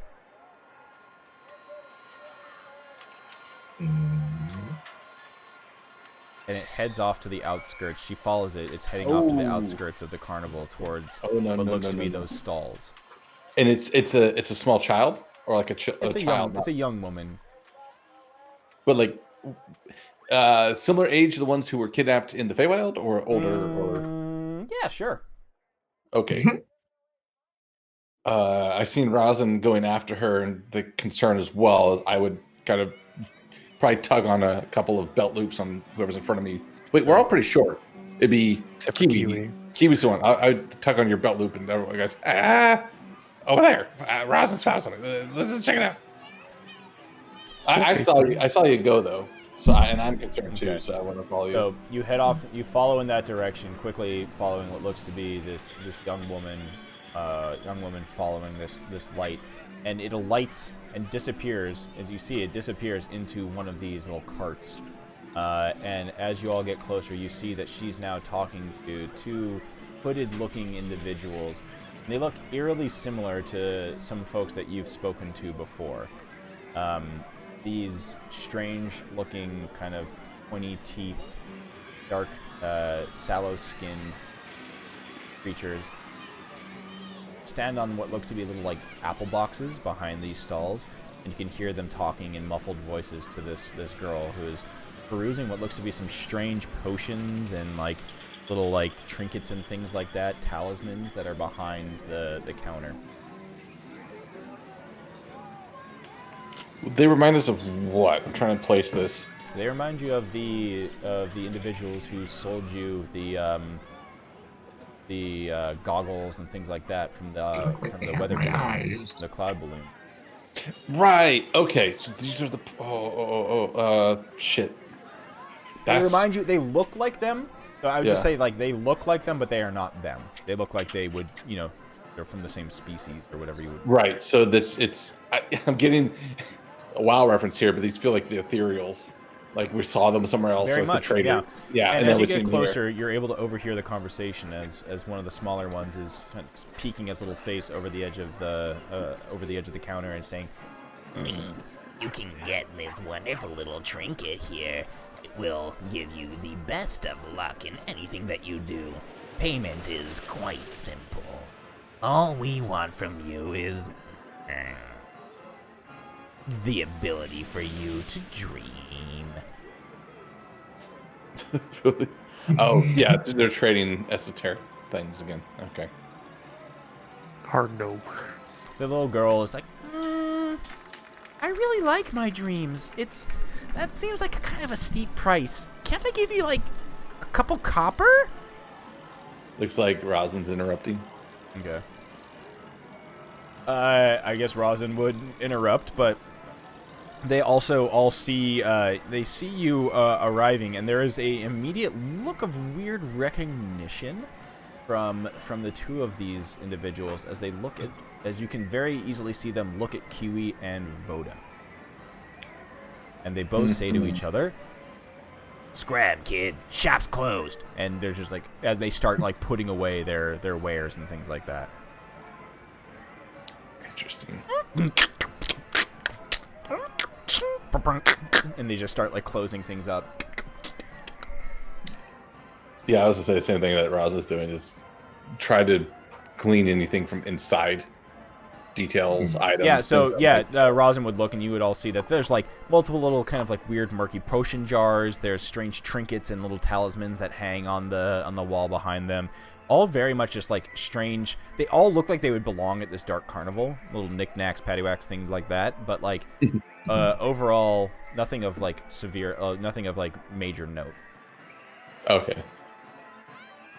The people, as in like these guys, they are like shady. The people or these creatures look like shady little individuals. They're all kind of hunched over, beady black eyes, little pointy teeth, and they are now actively putting away all of their stuff. And as they see you all approaching, they're just like, Yeah, your shop's closed. Nothing here for you. I know these are Fey Jawa. Well, I guess we're not the Fey at the moment, but and seems on like the periphery, you watch as one of the other like stalls. You watch as like one comes out of the, like another cart comes out of the woods nearby and like sets up on the periphery as well. And once again, the same type of creatures kind of come out. These two little like hooded individuals, and they tap the lantern that's at the front of the cart that they've pulled up, and once again, that little light disappears off into the carnival. the light does. Huh. And Brosnan asks if they wouldn't be interested in what we have to offer, and they like, For you? No. We don't deal with Witchlight monarchs. How would you recognize one in the first place? they Kiwi immediately flaps are his just wing. like, they like shut up. That's right. Saw the Pharaohs. Well, they know that Rosin's not a monarch, but they say Yeah. even you associate with one. So, Right, Kiwi, you were gonna say something? No, I say Kiwi would just flap his wings in like the how can you tell? right. He's still wearing the fairy wings. No sales for your type. No. Might I ask why you're so discriminatory? Also, during this conversation, I'm going to use my once a day free detect thoughts on this guy. Okay. And it's the same thing. I concentrate. Immediate, yeah, surface thoughts immediately on this Yeah. guy is just like there's worry. Okay. There's this kind of apprehension, worry, and anxiety that is at the full forefront. Okay, I'm gonna wait for a moment as the conversation continues. So while people are Kiwi or whoever's talking with him, and I'm gonna try to dive deeper when he's distracted. Do my best to This is what they currently look like. These homies. darklings. Okay. Yes, I will. I will try to go one level deeper, but I'll wait for later in the conversation if it continues. So Kiwi would, God, his faces. Kiwi would with a flourish, cast Friends again. Oh, very nice. Okay, On let's him. see it. Yeah. Reopen this. What Most is of Yeah, I Yeah. can't remember what's. The most amicable turtle. Okay, DC 14 spell save. Okay. It seems low, but yeah. Is that the correct DC? What's your stats at this point? I guess I have +3 charisma, so. Well, +3. Yeah, why is your... Yeah, that is right. Okay, yep. It's A plus E +3, so it's 14. Yep. Alrighty. Charisma saving. Wait, let's see. Charisma checks. I just have advantage on charisma checks. Oh no, there's no save. It's Oh, just... yeah, there's a save, yeah. Yeah, Well, they know at the end of it though. That's the downside. yeah, that's the thing. Yeah. Kiwi Okay, would so just yeah, be like, that one of them that you just cast that on. Immediately the eyes blink once or twice, and he says, "Ah." You see their demeanor starts to change towards you. What do you ask? just like, might I ask why you're so disinclined towards reigning Witchlight monarchs? We're not told to deal with those that associate with that carnival. We're who would here say just such for a those thing? who are dealing with the Dark Wish Carnival. At her wishes. That just seems rude. But might I ask on whose orders you are acting? Give me a persuasion check at advantage.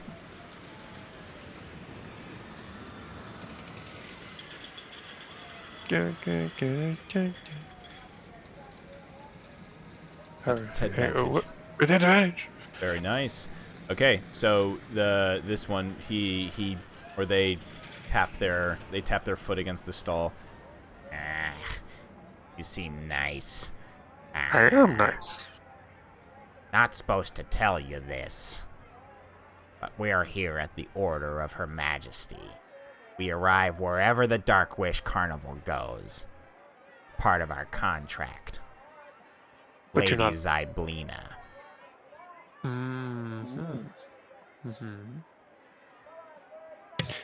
And It cut out there real quick. At the request of Zyblina? Yep. Okay. And does Zyblina, what does she have on you? Why are you in her service when you clearly are more enterprising individuals than what she seems to give you credit for? Contract's good. Pays well. We just provide hassle for this carnival. That's all we've been asked to do. All of us. Wherever it goes. They gesture at the rest of the carts that are nearby. And they don't shoo you away. And with that, let's say Velka, who is at the rear of the party right now. You feel a hand on your shoulder. And Kiwi, you see, looking forward, you see immediately there's a major look of fear on this little darkling's face. Job's closed. I'm going away. And he runs around. He just dives into his cart and closes the door. On your behind you, you see a dark-skinned Eladrin who has her hand kind of resting on your shoulder, Velka. She looks down at the party and she says, "Ah, it seems we have interesting visitors to the Dark Wish Carnival tonight. Welcome. My name is Isolde. I am the carnival's proprietor. Why are you visiting here? And why are there Witchlight monarchs among you?" Her eyes narrow. That is a great question. We're just as confused as you. Yeah, you all do. You all have heard this name before. You don't know. This is the first time you've all seen it. Right. It was because the Mr. Witch and Mr. Light told us about this deal. Mm-hmm. And this is the image, or this is, you see the token that I put before you, but It's hard to see, yeah. And as we break for the night, she's standing there in front of you, and you see that at her side, she is holding a very interesting looking longsword. And all of you in your head hear at the same time, yes. Why are you here? As the sword glows. God damn it, what's happening? Is the sword the voice we know? It might be. I like it. Oh yeah, was that what we heard at the beginning? Yep. Ah, the sword is talking to us. Neat. I like it. Ah, this is gone. We went off the rails. Shit. What's happening? So that's where we're going to end for the night, as you are here at the Darkwish Carnival. And you have met Isolde. You've met some other interesting folks, and there's some mysteries to be solved. And thank you to Mr. Velka for rolling so low on that lovely D100. We got the lucky 13. That's what got us through. Nice. Oh So, boy. We'll pick up on this next time. We got the bonus side quest now. You did. Oh, Granted, there's so much going on right now. granted, you would eventually get here One way or the other. one way or the other, Okay. eventually. But it's just the chances get more and more the deeper that you get into Prismari. Ah, makes sense. So, Oh yeah, that's right. We rolled a 100 when we flew over it, right? The first time. Yep. Someone did. We heard it. We didn't end up in it though. Right, because we succeeded that one to avoid it. But now, what's this fucking sword? It doesn't like us apparently. No, it wanted to meet us. it was is what it said. has a voice. It has a voice of curiosity, I would say. Okay. It's I guess it's just kind of got resting bitch voice then. Oh yeah. Oh no, for sure. 100% has resting bitch voice, and I'm like not lying. That's what she looks like as she approaches you. Like it is a glowing like red fucking literally- lightsaber sword. To be fair, it would be something you would expect to see in like a Great America anymore these days. So it fits right in. Exactly. So, all right. Well, we'll pick up on that next time as your journey to Yon has gone a little bit astray. As you now are dealing with the Dark Wish Carnival and the magic that seems to be, I would say, surrounding it. That has nullified your lovely guide companion. Yeah, that's and also, what was the name of Oil Can? I Squirt. forget his name. Squirt. Okay.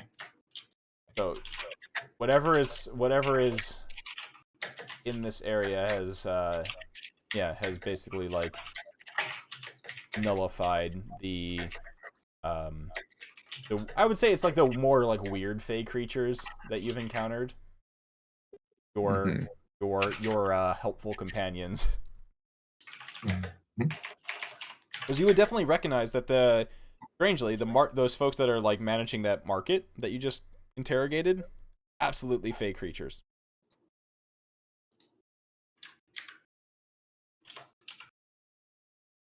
So, but they were okay. Oh, okay, I'm trying to take all the notes tonight. There's a lot of little details to add here. So they were They're during there at the request of Zyblina. Zyblina to keep an eye on the Well, night. she didn't say keep an eye on. Oh, what was the phrasing? That they're just there just at to the show request up. of Zyblina. That's all we know. Okay, mm-hmm. I'm outside of my own interpretation then. And this is the night. I was gonna say Nightwish. What was Darkwish Carnival. Darkwish? Yeah. Not to be confused with the Dark Moon Carnival. Right. I mean, from what you can glean, the Barker was actively telling people to stay away from the market. They are more or less seemingly antagonistic to the carnival itself. However, However, they also seem to not be actively like yeah, it's a weird thing. There's something strange about it. God damn, there's so many things going on right now. I gotta make sure I don't forget any of this. Yeah. We're getting back. I'm getting my. We're going back to like session 1 length notes right now with this one. Hell yeah. I'm gonna actually. I don't know if I'm like these are gonna be pulled up. I'm gonna mute myself for a minute. Mm-hmm.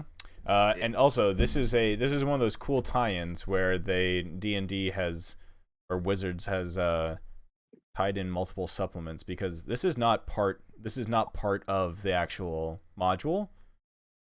This is just something that you could add in if you if you want to expand the lore out a little bit. So That is fun. yeah. Actually, I think Porkins, you may have got that book, but this is technically one of the domains of dread from Van Richten's Guide to Ravenloft. Oh, I did not get that one. Oh, well, yes, it is one of the But that's where domains it would be. Yeah, one of the domains of dread. Cool. Nice. All right, I'm going to end the I stream, have that and one. I will be right back. Yeah. All right, well, thank you to those who stopped by tonight. The raid was greatly appreciated. I would also like to thank our homie, who is one of our players.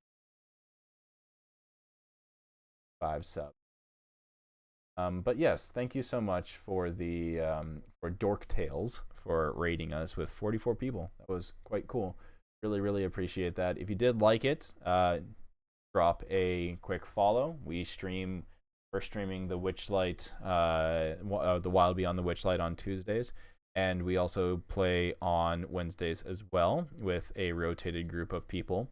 Same group here, different campaign on twitch.tv/Gstroy, GSTROY, one of our players, but he streams the other campaign that we play.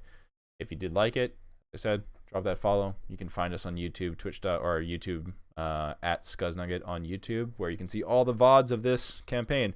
This has been episode 20. Be back next week, Tuesday. Take care.